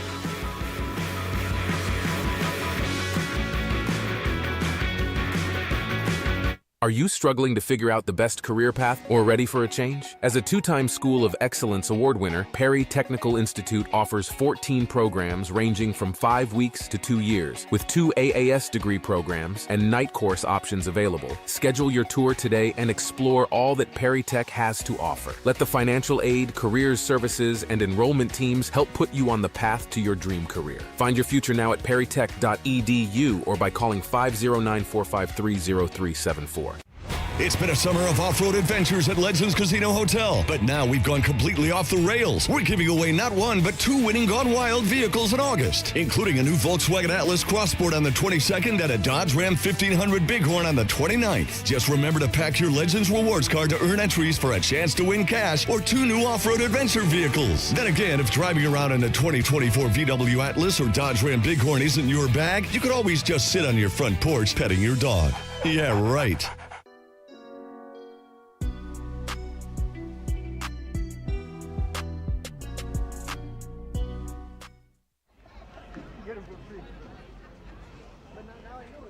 Bottom of the 6th frame as 8, 9, and 1 will come to the plate for the Pippins. Caden Kirschenbaum will lead things off for the Pippins offense as he takes on Logan Anderson in his 2nd inning of work.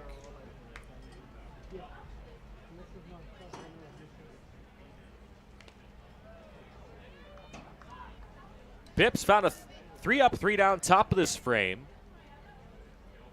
as Nick Lewandowski has been fantastic against this Ridgefield offense so far in this outing.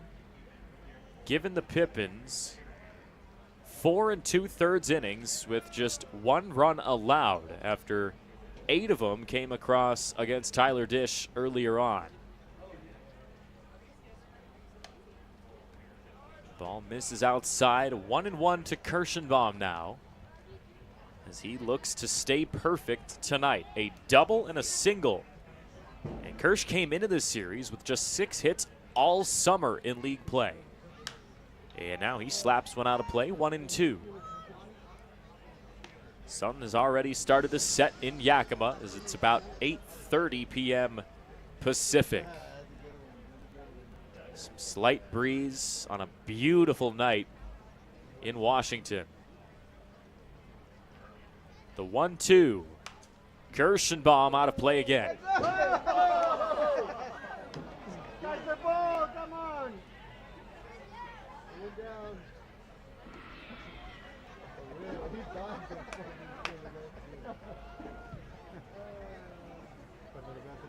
Another 1-2. Chopped out of play. Staying alive on some of these tough pitches from Logan Anderson. As Kirschenbaum tries to lead off the inning by getting on base for the Pips. 1 ball and 2 strikes. That time on the inside.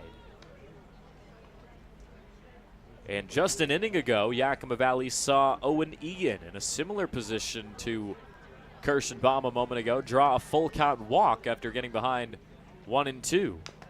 And he stays alive once again.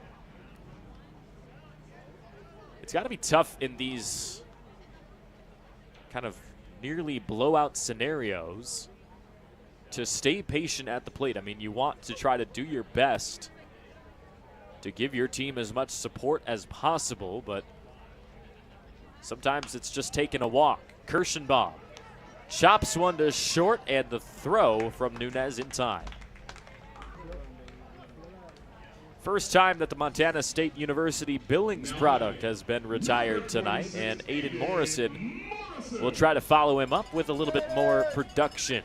No hits in this ball game. It's him and Dom Longo, the only 2 Pippins in the starting lineup tonight that have not yet reached base.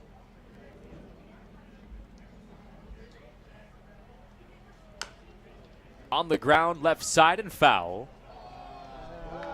As no Kyle Crustangel as the third base coach, that's Johnny Graham. Folks, we've seen Crustangel, we've seen the highs and lows defensively as the third base coach this summer for Krusty, but he will not be here tonight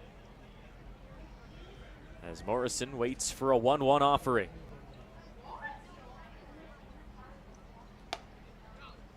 Just missed the outside, 2 balls and a strike. Morrison could turn the lineup over and maybe build some momentum for the Pips to finally score after 3 straight scoreless frames.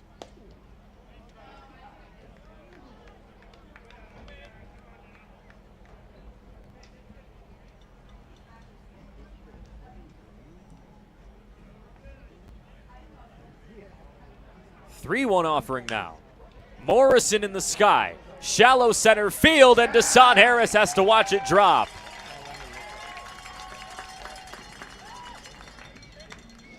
First hit tonight for Aiden Morrison as he brings the top of the order to the plate with just 1 out. And for Morrison, that's got to feel good. He's now 4 for 30 at the plate here this summer. Maybe that's the wake-up at-bat for one of the top hitters on the Whitworth College Pirates this past spring. Casey Wayne watched strike 1 hit down low in the zone as he waits for another offering. Got hit by a pitch squarely up high in the back as this one bounces up off the mound into center field.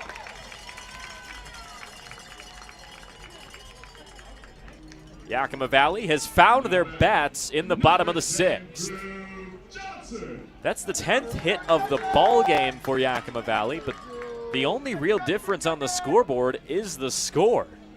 As we see another swing from Wayne, it just kind of hopped off the mound, and Takata and Nunez, the middle infielders for Ridgefield, just couldn't quite do anything about it.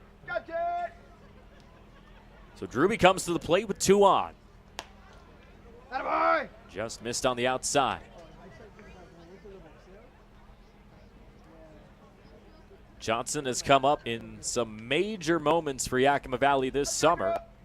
And as his season comes to a close pretty soon, if he can come up with 1 more, the Pips could greatly use it. 9-3, just over halfway through game 1.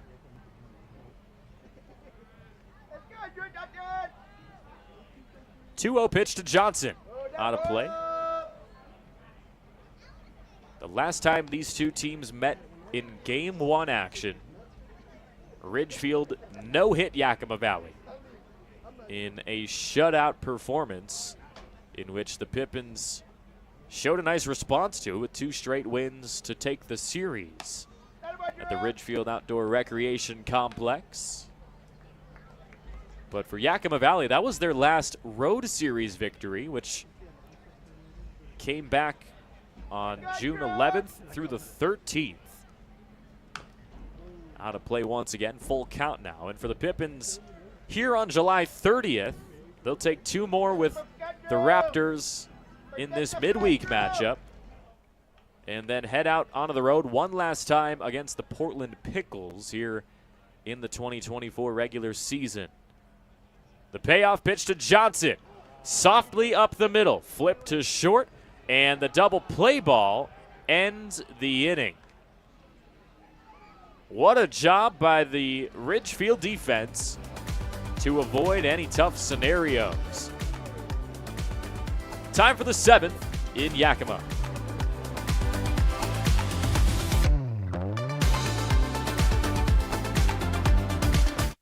Save now with Hot August specials in Bi-Mart's latest savings book arriving this week. Save $30 on a Winchester 18-gun cabinet, now just $149.99. PMC 5.56 62 grain ammo is just $9.99. Plus buy more and save with digital rebates on Chevron 15W40 diesel oil. Buy 3 gallons and save $10. Buy 6 gallons and save $25. Save now store-wide with our latest savings book only at Bi-Mart. Hey, your homework done? Yep. Hey, is your homework done? This kinda is homework.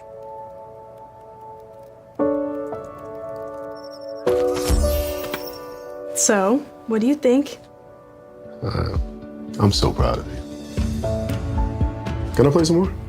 Is all your work done? Washington's Lottery is a proud partner in the goal to promote college and career training. Each time you play, you're helping students statewide. It's a heavy metal blowout as Legends Casino Hotel welcomes the original Headbangers, Quiet Riot, appearing at 8 p.m. on Friday, September 6th. This famous classic rock band from the 80s has rocked venues around the world and is now coming to Toppenish, Washington. Tickets start at just $20 and can be purchased at Ticketmaster.com or the Legends Gift Shop. Don't miss Quiet Riot and come feel the noise live at First pitch from Lewandowski goes out of play to start the 7th. Still 9-3, but Yakima Valley has been rocking the Louie bag the last few frames. Lewandowski 4 2/3 into this outing. Just 1 run allowed after 8 came across against the Pippins starter Tyler Dish tonight. And it has been some much needed calmness defensively as Yakima Valley hasn't quite been able to take advantage too much yet of these scoreless frames, but if Lewandowski can continue to put them together, that's the only shot the Pips will have. Still a 6-run hole as we're here in the top of the 7th with Taylor Takata in the top of the lineup. 2-1 pitch misses.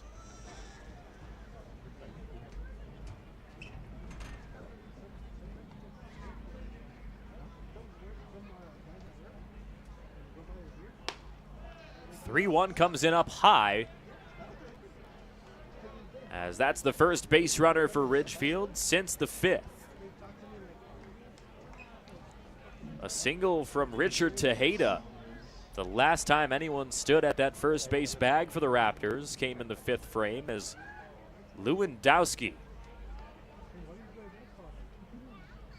9 of his last 11 had been retired. Now as Takata takes first, it's 9 of his last 11. What a run. So Deshaun Harris making his 5th plate appearance tonight.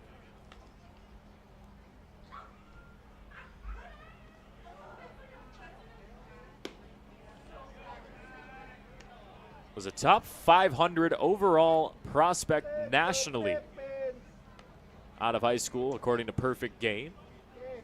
Hasn't quite had too much of an opportunity to show his stuff at the University of Oklahoma yet, as this bunt perfectly placed third base side, and Allen doesn't have anywhere to go with the baseball. That's what elite speed can do for you. A bunt perfect, and now a little bit of a pickoff. Tag is applied in time. Not sure how Takata could find a way to get put away right there, as the play was all but dead. But out of nowhere, the Pippins show some awareness defensively, and Takata gets caught being a little bit too aggressive. Elijah Bester, the field umpire for the Pips, was right there on the call, and you see the chase down and the tag for Dom Longo as Yakima Valley finds the first out of the inning. Harris does advance to second on that crazy play as Justin Stransky returns to the plate.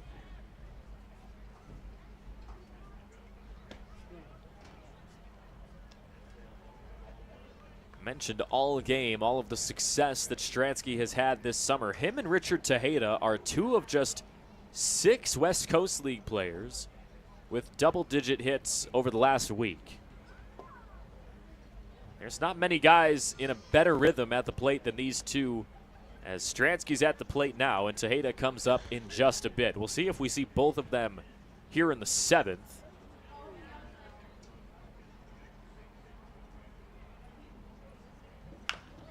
A bouncer out of play to the left, as there is quite a crew of Pippins protecting the bullpen as Yakima Valley starts to get another arm loose. Looks like Logan Eggy Pacific Lutheran arm. Getting set to maybe close this game after Lewandowski is done, as that pitch hits Stransky. That's the second time he's been hit tonight.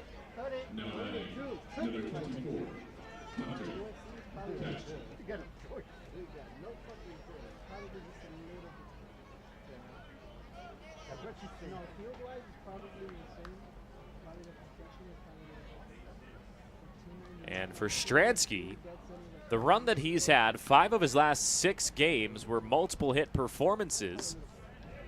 He doesn't even have one tonight. He's been hit twice, walked once, a pop out, and a sacrifice fly. So unless he gets quite a few more chances over these next 2 innings, that streak might be done. Through to the left side, what a hit for Hunter Katchke. That's extra bases all the way to the left field foul pole. And now things start to fall apart. 10-3 lead for Ridgefield. The first time that they score since the 3rd inning.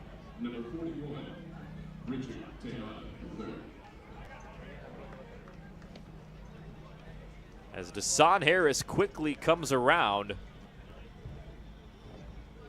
And Stransky will hold at 3rd. 2 in scoring position for Richard Tejeda.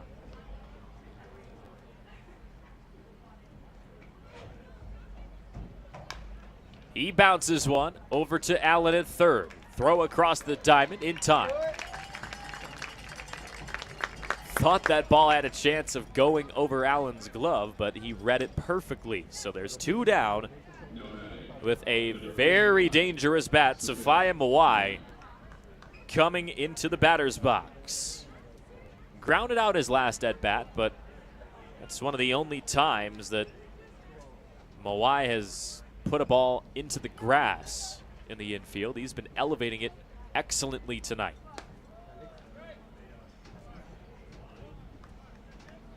Louis misses up high in the first offering. We'll see if he can finish up this 7th frame by again only giving up 1 run. It's a tough spot with 2 in scoring position and a major power bat at the plate, and you see the swing. Couldn't find any contact, but if he could square that pitch up, I think that ball was going to be gone.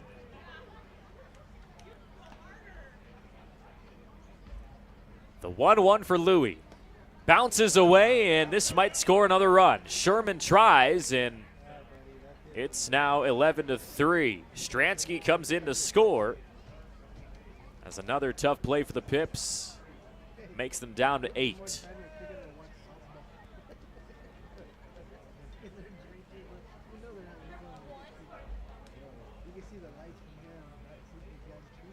One ball and a strike. Another swing and a miss for Mawai.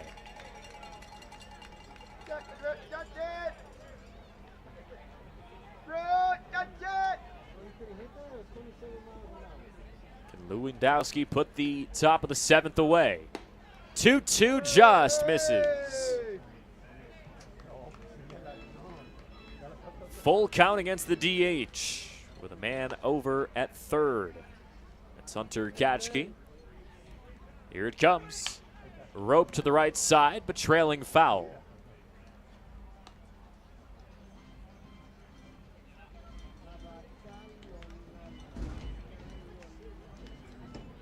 Could be Lewandowski's last inning of work.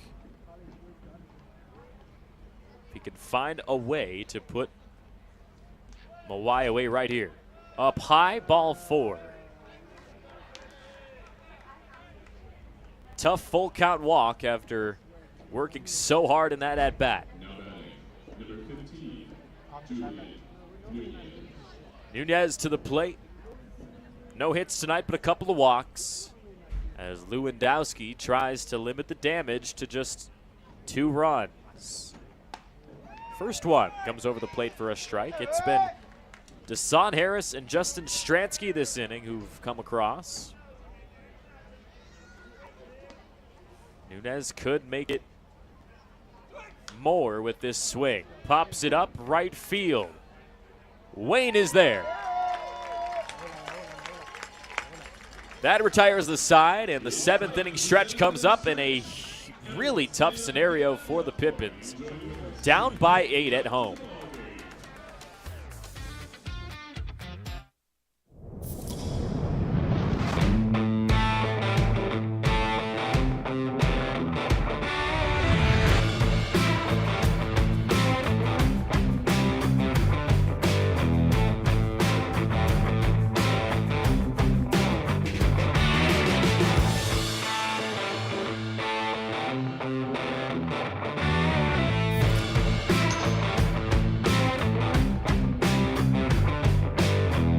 At Cascade Natural Gas, we help smart businesses cover their bases. Old, new, and in between. No matter the age of your building, they all benefit from energy-efficient choices. Cascade Natural Gas offers a long list of incentives for energy-efficient upgrades. Upgrades that save your business money every day. Become one of the many Cascade business owners benefiting from the quality, comfort, and savings of energy-efficient upgrades. Join Team Energy Efficiency and take advantage of rebates from Cascade Natural Gas. Who knew it was so difficult to find the right bank? I know. It's so confusing. And checking out your banking options? Oh, sounds overwhelming. It's a cloud of uncertainty. Enough! With Banner Bank, it's easy to manage your finances, and help is here when you need it. Be gone, Cloud! Oh! Wait! Ah! Built for action, built for banking. Banner Bank.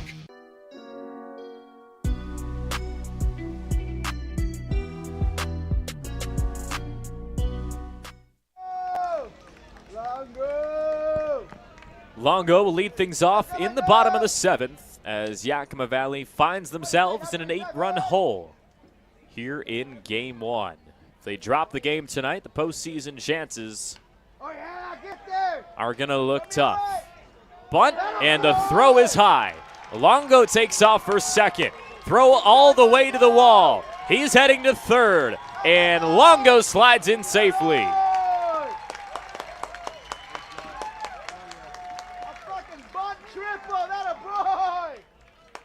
Throw was high from Logan Anderson. And you see another look at it as the first baseman, Tejeda, really had no shot. So Longo comes all the way to second and all the way to third as Katchke probably wasn't expecting to have to chase that ball all the way into foul territory.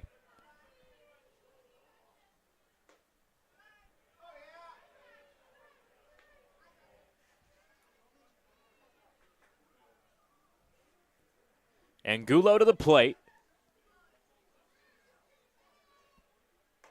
1-0 comes in for a strike.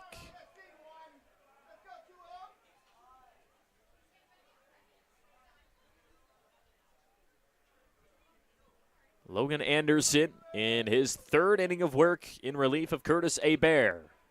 On the inside and a called strike against Angulo.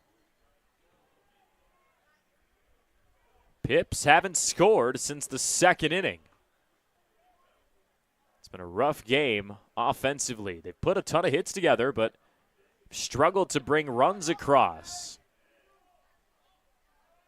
Loaded the bases up a few times and have not been able to take advantage. Those were the situations when Yakima Valley could have really stayed in this game as close as possible. But now they find themselves down 11-3. With their final shot at postseason eligibility at stake. Angulo swings and misses.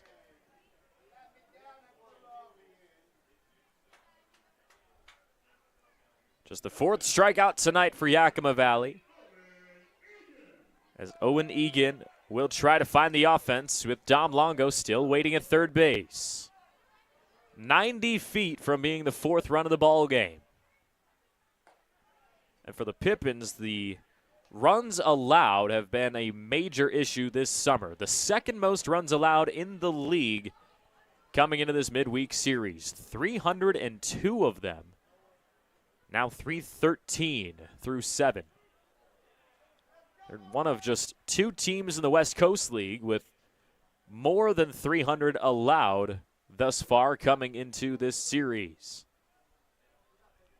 been a mix of rough pitching outings and just really good performances from some of the opposing teams. And they call it a strike against Egan as he gets put away thanks to Elijah Bester.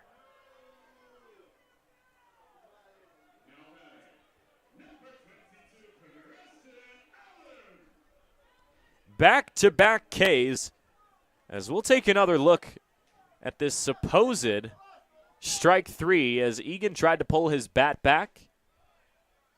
Kind of a surprising call as Bester and Keller have not been the favorites of the Pippins home crowd tonight. Our two umpires. Allen slaps this 1-0 pitch way out of play as he tries to catch up to that 1-0 offering at 88 miles an hour. No hits tonight for Allen.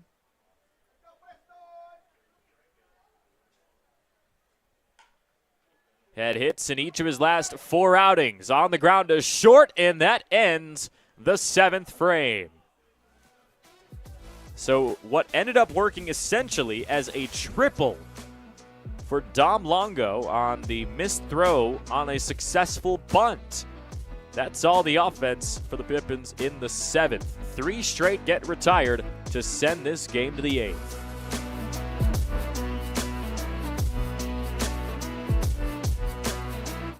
What do you want? It's just not that easy. What do you want? Seafood? Mediterranean? What do you want? Hey guys, what about West Side Pizza? I love West Side Pizza. I love West Side. I love West Side. Yeah, their Hawaiian's great. Let's do pizza. West Side Pizza? Yeah. Problem solved. Gross.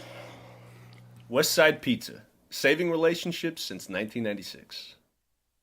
Tiffany Haddish, live on stage. You ever been in a club in a cute little outfit? You like, I got this for $22. I'm gonna meet me $1 million man in my $22 dress. No, you're not. Legends Casino Hotel Toppenish, Friday, September 13th. You be in there dancing, feeling all good and stuff. You raise your arm up and you got a big old hole in your armpit. Get tickets now at the Legends Gift Shop and Ticketmaster.com. Legends Casino, Friday, September 13th. Invest in yourself. That's all I'm saying.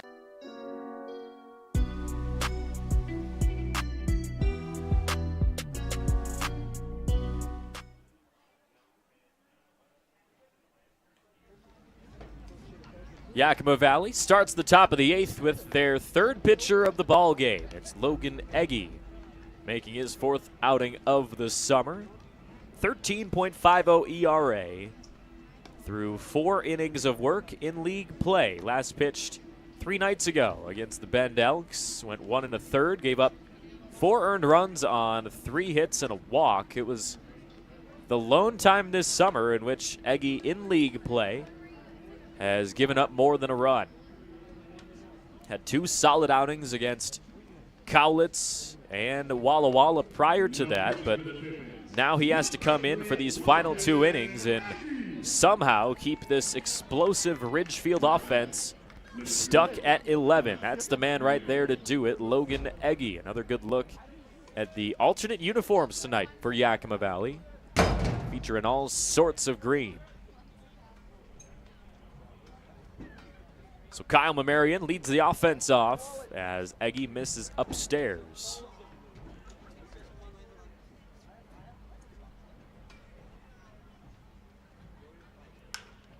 On the line to right, will it stay fair? No, not quite. Long strike for the 3rd baseman Mamarian. His lone hit tonight on a bunt that was successful. 2 pop-outs and a ground out outside of that.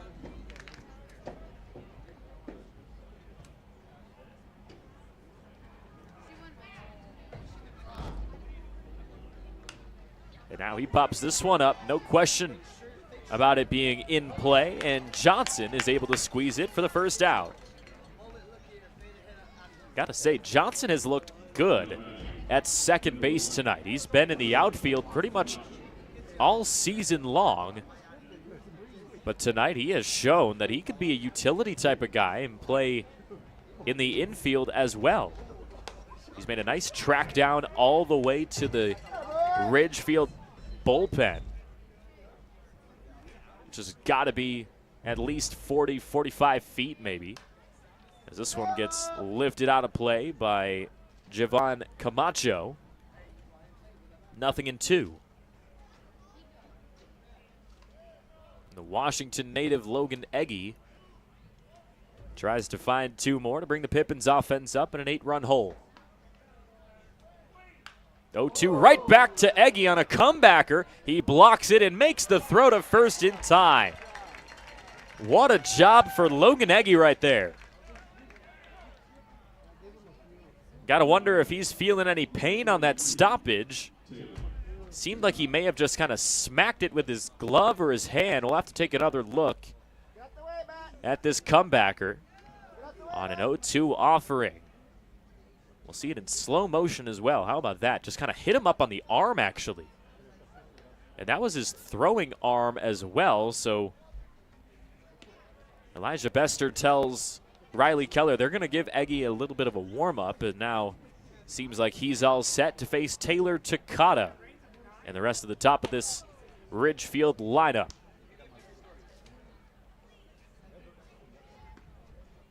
Takata has been slowed over the past couple of innings as he smacks this one backside, 1-1.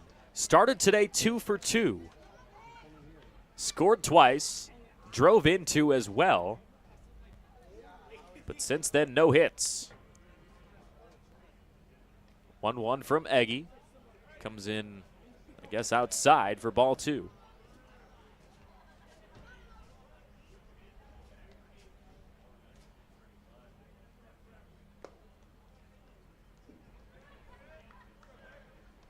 And even though it's a 2 for 4 effort thus far for Takata, that'll still raise the batting average. As he lifts one to right, and it's Casey Wade on the move to make the catch.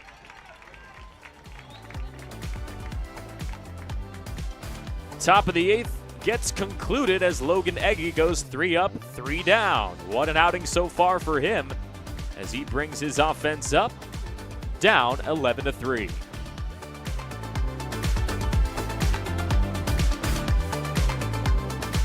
Are you struggling to figure out the best career path or ready for a change? As a 2-time School of Excellence award winner, Perry Technical Institute offers 14 programs ranging from 5 weeks to 2 years, with 2 AAS degree programs and night course options available. Schedule your tour today and explore all that Perry Tech has to offer. Let the financial aid, careers services, and enrollment teams help put you on the path to your dream career. Find your future now at perrytech.edu or by calling 509-453-0374. It's been a summer of off-road adventures at Legends Casino Hotel, but now we've gone completely off the rails. We're giving away not 1, but 2 winning Gone Wild vehicles in August, including a new Volkswagen Atlas Crossport on the 22nd and a Dodge Ram 1500 Bighorn on the 29th. Just remember to pack your Legends Rewards card to earn entries for a chance to win cash or 2 new off-road adventure vehicles. Then again, if driving around in a 2024 VW Atlas or Dodge Ram Bighorn isn't your bag, you could always just sit on your front porch petting your dog. Yeah, right.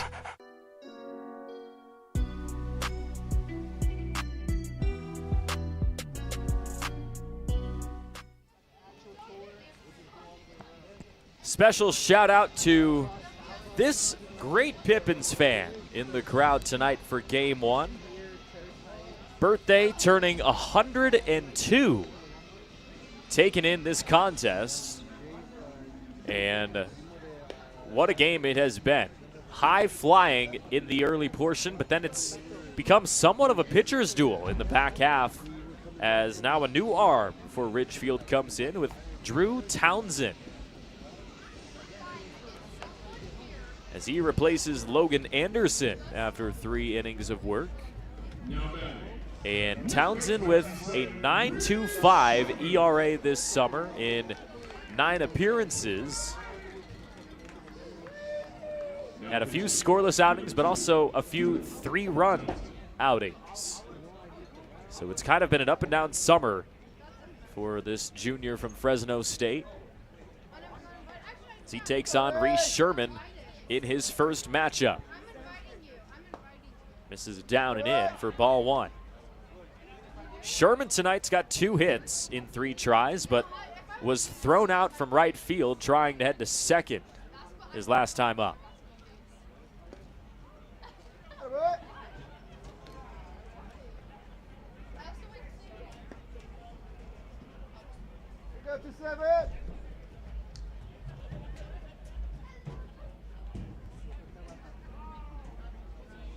And that 2-0-1 hits Sherman right on the side. Oh my goodness. 90 miles an hour as he will have to try to hobble to first. That's something in the sport that you can just never get used to. Fastball directly to the side as they're going to have a chat with Drew Townsend. 3 straight out of the zone, and he just hit him, oh my goodness, right just on the hip it looked like. Could impact things for Sherman the rest of this game if it's still bothering him. It doesn't look like he's still feeling the effects of it too much. Just talking with Richard Tejeda and Coach Cabales for Yakima Valley, but no doubt when it happened that Sherman was feeling that one. I think it's going to leave a mark as well. I mean, just a straight fastball directly to the hip. So Caden Kirschenbaum comes up with no outs, and Reese Sherman to work with on the base path. It's been a good night for Kirsch so far. Trying to add on to it.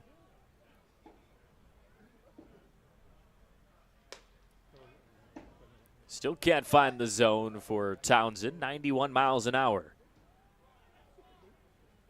Pippins saw some real velocity this past weekend against the Bend Elks. As Kirschenbaum flies this one to right field. Coming under it is Katchke, and he makes the catch. 1 down for Aiden Morrison now. And talk about the velocity. I mean, there were times where the Pippins were watching a 96-mile-an-hour heater fly by them. I believe that was the fastest that the Pips saw this past weekend. Some consistent low 90s as well from some of the Elks pitchers. And that's what Drew Townsend is doing right here. That comes in at 92. That's off the plate, though. The location and the control on some of these pitches for Townsend, not quite there yet. Pitched against Yakima Valley on June 13th when the Pips shut the Raptors out 3-0. As Morrison tries to catch up and fouls it off.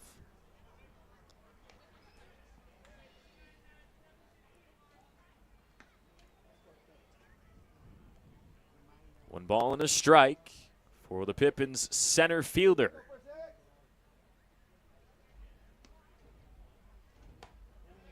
Pulled it back, and it's a called strike. As Townsend, if he can put Yakima Valley away quickly, would send this ball game to the 9th, and things would really start looking dire for the Pippins heading into the final frame. It's still 11-3. Townsend's 1-2. Hits the outside of the zone for strike 3.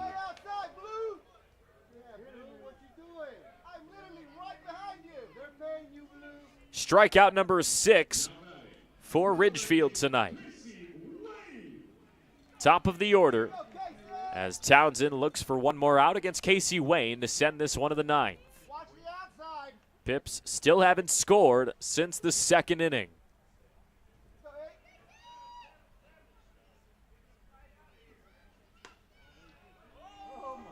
Wayne has been effective in the leadoff spot tonight. 2 hits, been hit by a pitch as well, so officially he's just 2 for 3. It's about exactly what you would hope for from a leadoff guy. Just make sure you get on. And Wayne actually spent quite a bit of time this summer as the leadoff hitter in the Pippins lineup, but ended up falling out of that spot just due to a kind of a rough patch with a bunch of strikeouts.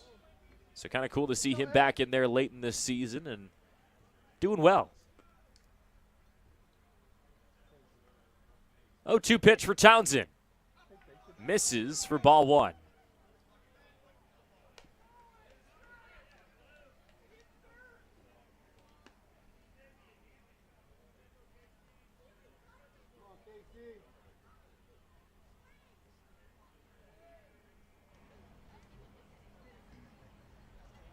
One ball and 2 strikes to Wayne, who got the start in right field tonight. Here it comes. High bouncer up the middle to short. Nunez goes to first and retires the Pippins offense. Time for the 9th. It's an 8-run ball game, and Yakima Valley will have their last ups in just a bit. But first, Logan Eggy and the Pippins defense will have to come out.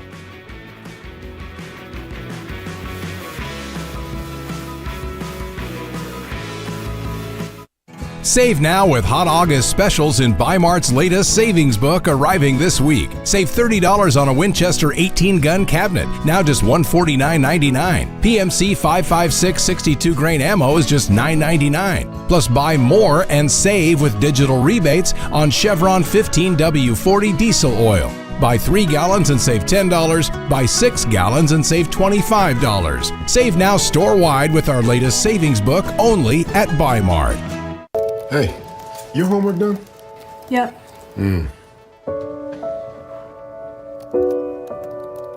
Hey, is your homework done? This kinda is homework.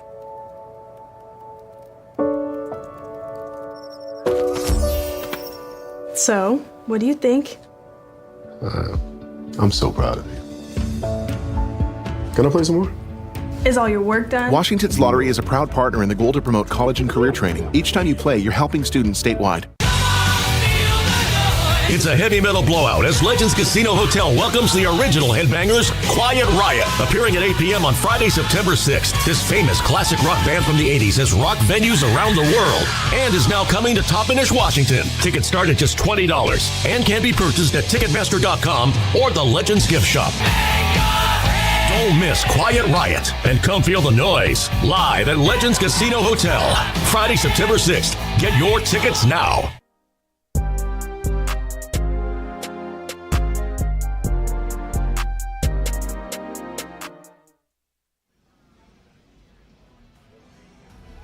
One more game left in the month of July after tonight, as the Pips will play the middle game of this 3-gamer with the Ridgefield Raptors tomorrow night at 6:35. And then game 3 will be Thursday before the Pippins head on the road one more time in 2024 to take on the Portland Pickles, another team competing with Ridgefield at the top of the second half standings. Both teams with 15 wins coming into tonight in the second half. Again, the winner of the second half of the West Coast League earns an automatic qualifier, outside of Corvallis, of course, who had already earned the automatic by winning the first half. New pitcher out there for the Pips is Keegan Edler. So no Logan Eggy in the 9th. He goes just 1 inning tonight, and Edler begins his 7th appearance in league play with a ball, but now a swing and a foul for Deshaun Harris makes it 1-1. Edler last pitched a week ago against Walla Walla, went 2/3 of an inning, gave up 3 earned runs on 4 walks and a strikeout. And Harris once again chops out a pitch inside, makes it 1-2. So right here, this is Spokane Falls on the mound against Oklahoma at the plate. Sasquatch versus Sooner. 1-2 is popped up into right. Wayne is chasing it down under the lights all the way into foul. No, it's fair. Harris heads to second on a dropped ball in right field. Now batting, number 22, Justin Quarr. Tough defensive play for the Pippins to give up as Deshaun Harris reaches for the 3rd time tonight in what was his 6th plate appearance. So no outs for Justin Stransky now. He still doesn't have a hit tonight. Can he find one right here against Keegan Edler?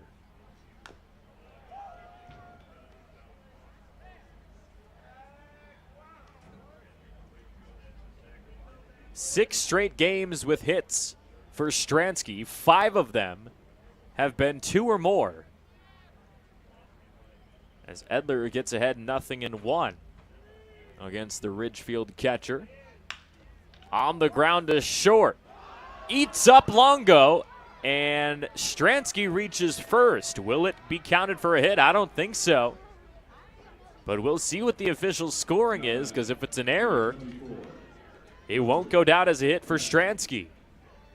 Harris to third, as there's runners at the corners now, and the Pippins have their third error of the ball game. So Hunter Kachke at the plate with no outs. Swing and a miss.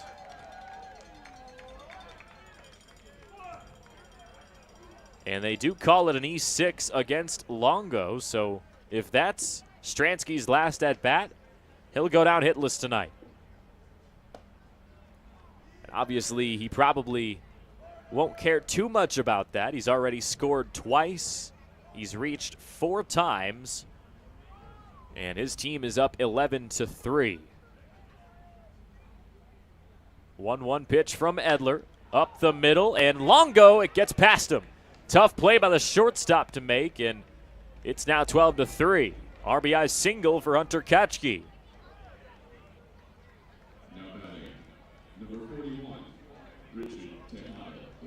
Harris scores as Stransky moves to second. 5 RBIs tonight for Hunter Kachke.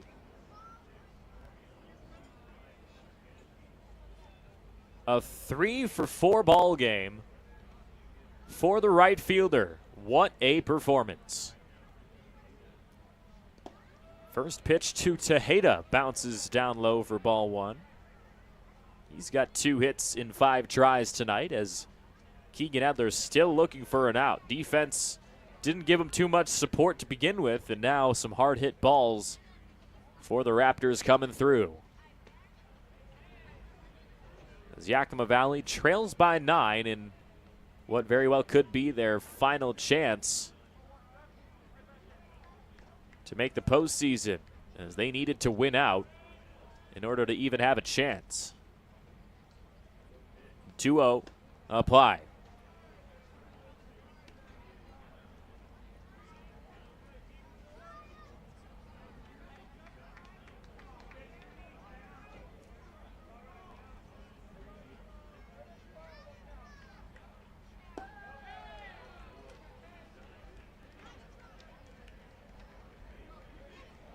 Bases get loaded up now as Kachke moves to second on the walk of Richard Tejeda.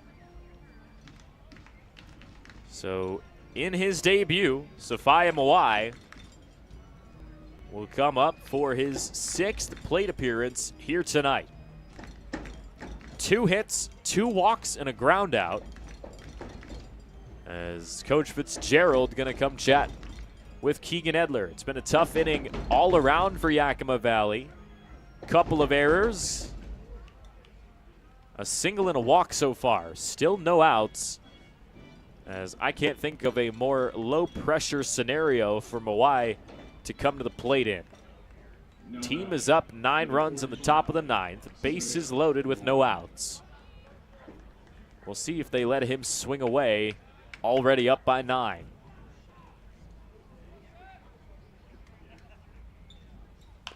He is, and he fouls off the first offering.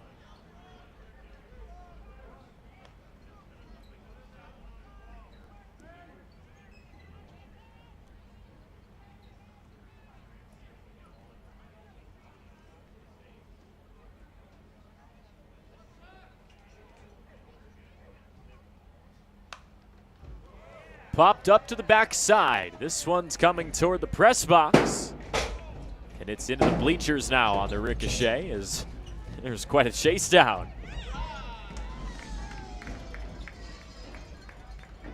Nice job securing that souvenir. We don't have too many souvenirs left this season. Just one more home series after this 3-gamer with Ridgefield. 0-2 to Mawai. Here it comes.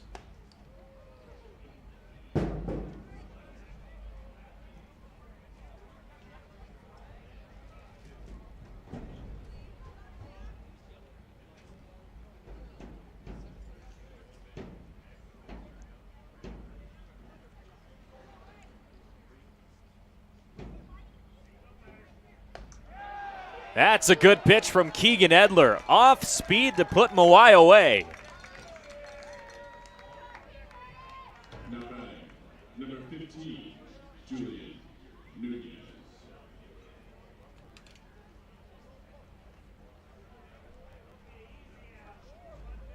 Just the second strikeout all night for the Pippins pitching staff as Nunez lines this one down into left, and a run will score. Ball gets away. Sherman has to chase it down, and it's 13-3. RBI single for Julian Nunez.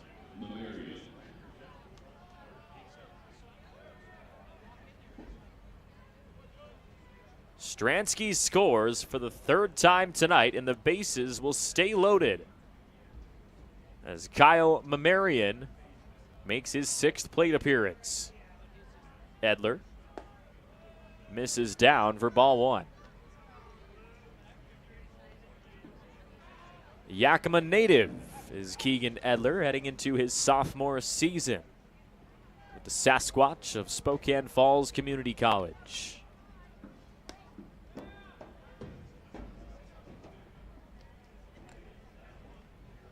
He's got plenty of potential, 6'4" lefty, but so far this summer, especially against WCL opponents, it's been kind of a struggle to consistently put the ball in the zone, and when he does, you see stuff like this. Hard hit ball into left center. And this scores another run for Ridgefield as they take a 14-3 advantage. Number 1, Jovan Camacho.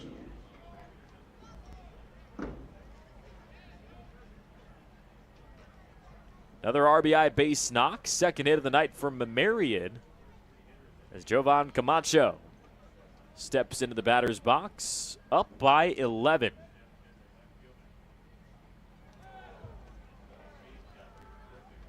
This one slips away, and it's 15-3.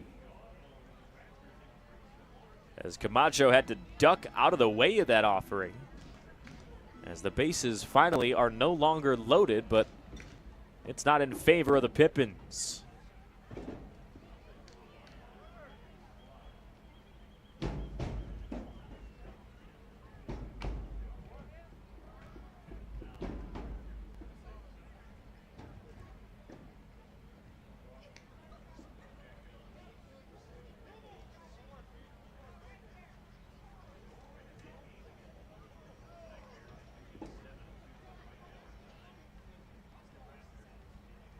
Highest scoring game all season for the Raptors as this one's on the ground to third. Allen's throw to first is in time. A relay throw across the diamond, nearly in time for a double play, but not quite, as it's now 16-3 Raptors.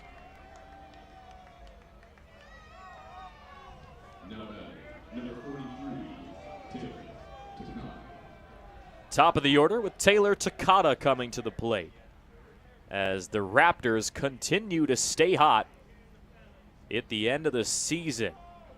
Put up 22 runs in the final 2 games of their weekend series at Cowlitz. And they come here tonight against Yakima Valley on the road and drop at least 16. We'll see if Takata can add on to it.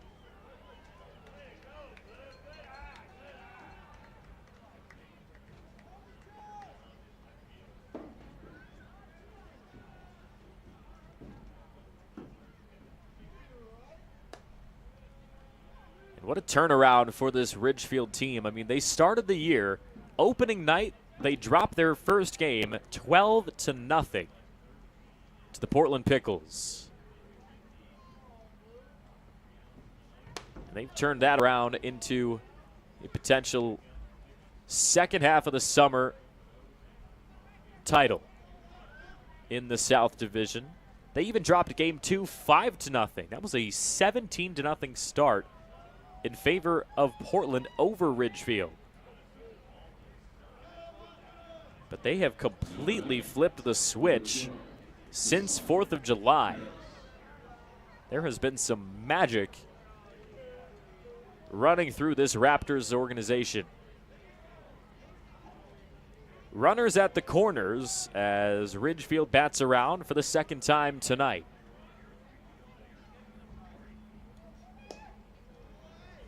Pips need just one more out to bring the offense up to finish this ball game. As Deshaun Harris, who led the inning off, reached on an error, dropped ball in right. Kind of a tough play, though, under the lights and tracking it down to the foul line. But I'm sure Casey Wayne, with the high standard he holds for himself, will tell you he should have made that play. One ball and a strike. Edler trying to put Harris away. Nearly did it the first time. And this one is just way out of here. Mamarian scores, and it's 17-3.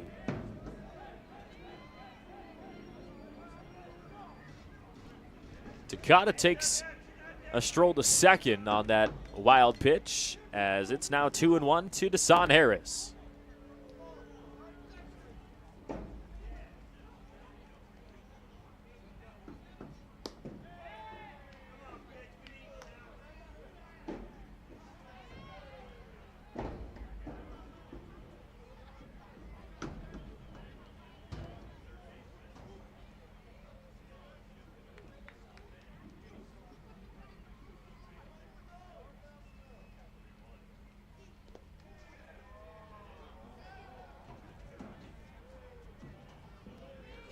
Another walk for Edler, as that's back-to-back now.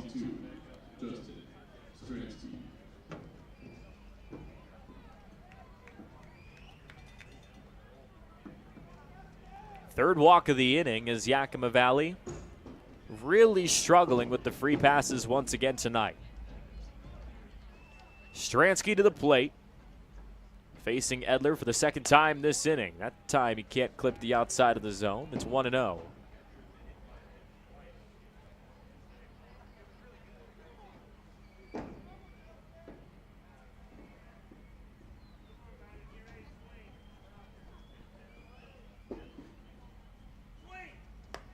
And after Stransky reached earlier this inning on an error at short, he still has a shot to keep the hit streak alive with another chance against Keegan Edler. He's ahead 2-0.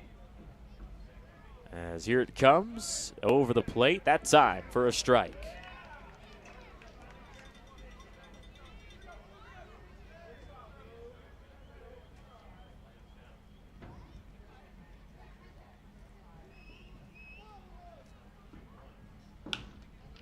Through to the left side, but it's foul. One more strike to put the top half of the ninth away.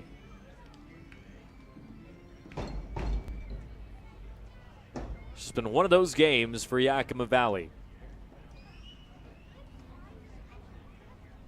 6 runs have come across in this frame. 2-2. High bouncer, third base side. Allen gloves it, throw to first. And it's not in time. Infield single for Justin Stransky. As that's now 7 straight games with at least one hit for the catcher as he loads the bases up. And it's 17-3.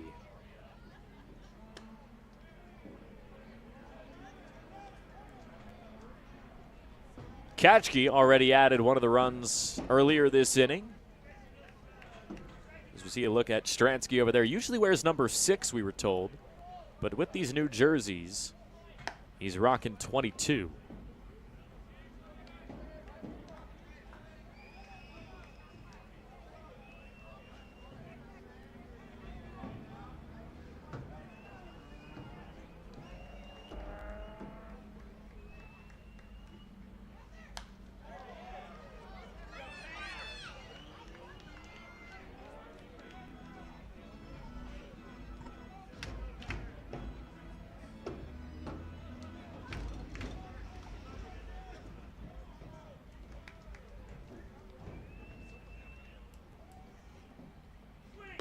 2-1 from Edler. Misses outside.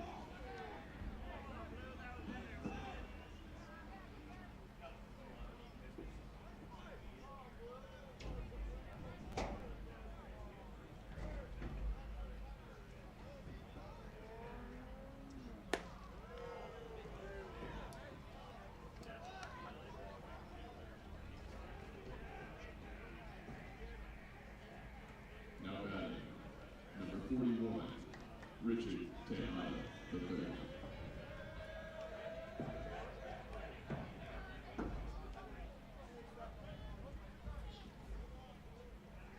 Walk number 4 of the inning as the Raptors hold an 18-3 advantage now.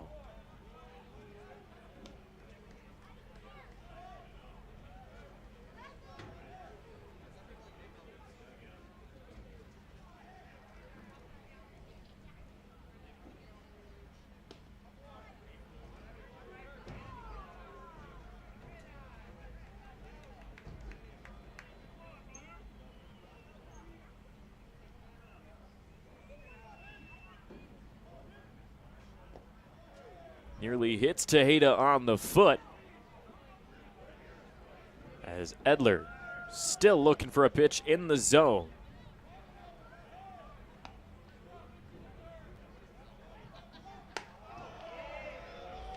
That's ball 4.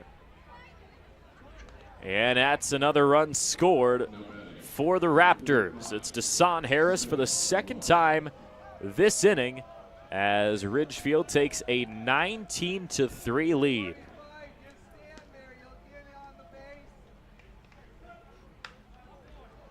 Popped up right field, and it's Johnson who comes in to finally make a catch.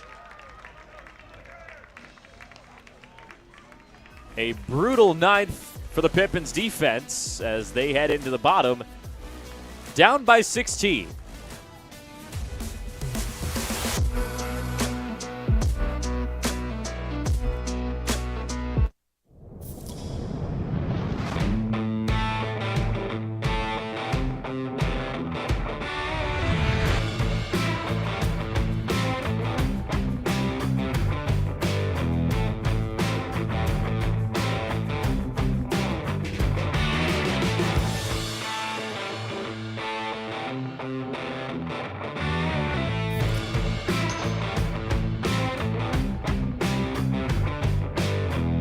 At Cascade Natural Gas, we help smart businesses cover their bases. Old, new, and in between. No matter the age of your building, they all benefit from energy-efficient choices. Cascade Natural Gas offers a long list of incentives for energy-efficient upgrades. Upgrades that save your business money every day. Become one of the many Cascade business owners benefiting from the quality, comfort, and savings of energy-efficient upgrades. Join Team Energy Efficiency and take advantage of rebates from Cascade Natural Gas. Who knew it was so difficult to find the right bank? I know. It's so confusing. Checking out your banking options? Oh, sounds overwhelming. It's a cloud of uncertainty. Enough! With Banner Bank, it's easy to manage your finances, and help is here when you need it. Be gone, Cloud! Oh, wait. Built for action, built for banking. Banner Bank.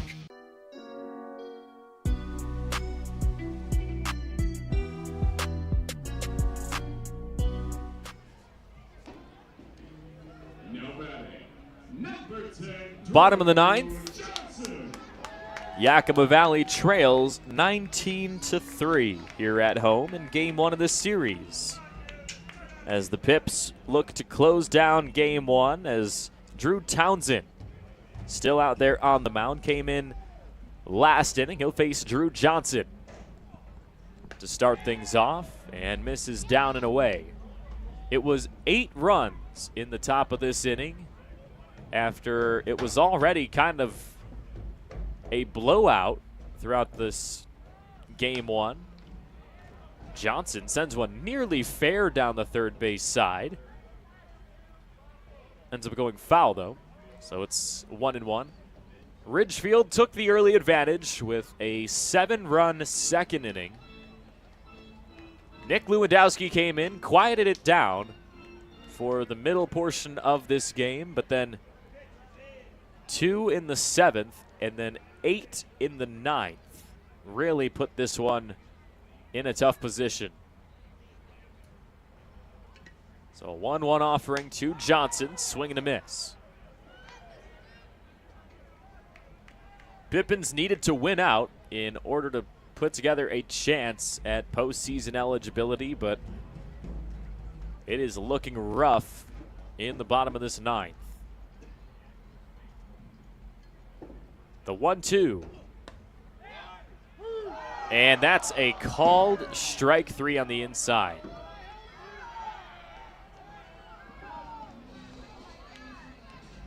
Now batting, number 37, Dom Longo.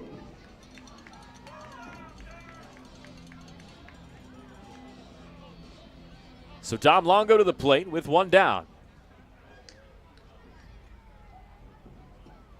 See if he can find some production against Drew Townsend. Swing and a miss at the first offering.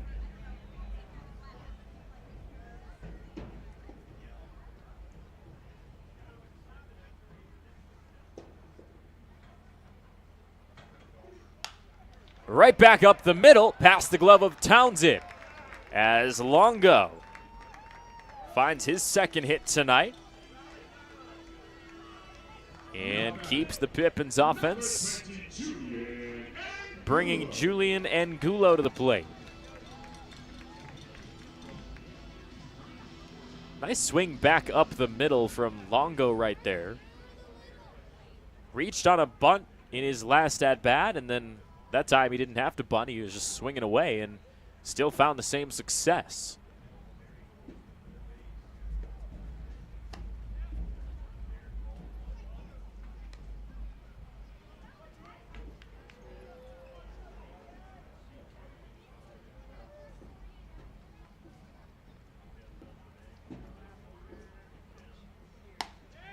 One-0 pitch finds the zone against Angulo. Maybe clipped to the outside as Townsend evens the count. It was 4 innings from Curtis Hebert early on. Gave up 3 runs on 7 hits. As Angulo rolls one up the middle, maybe a double play ball, and it is.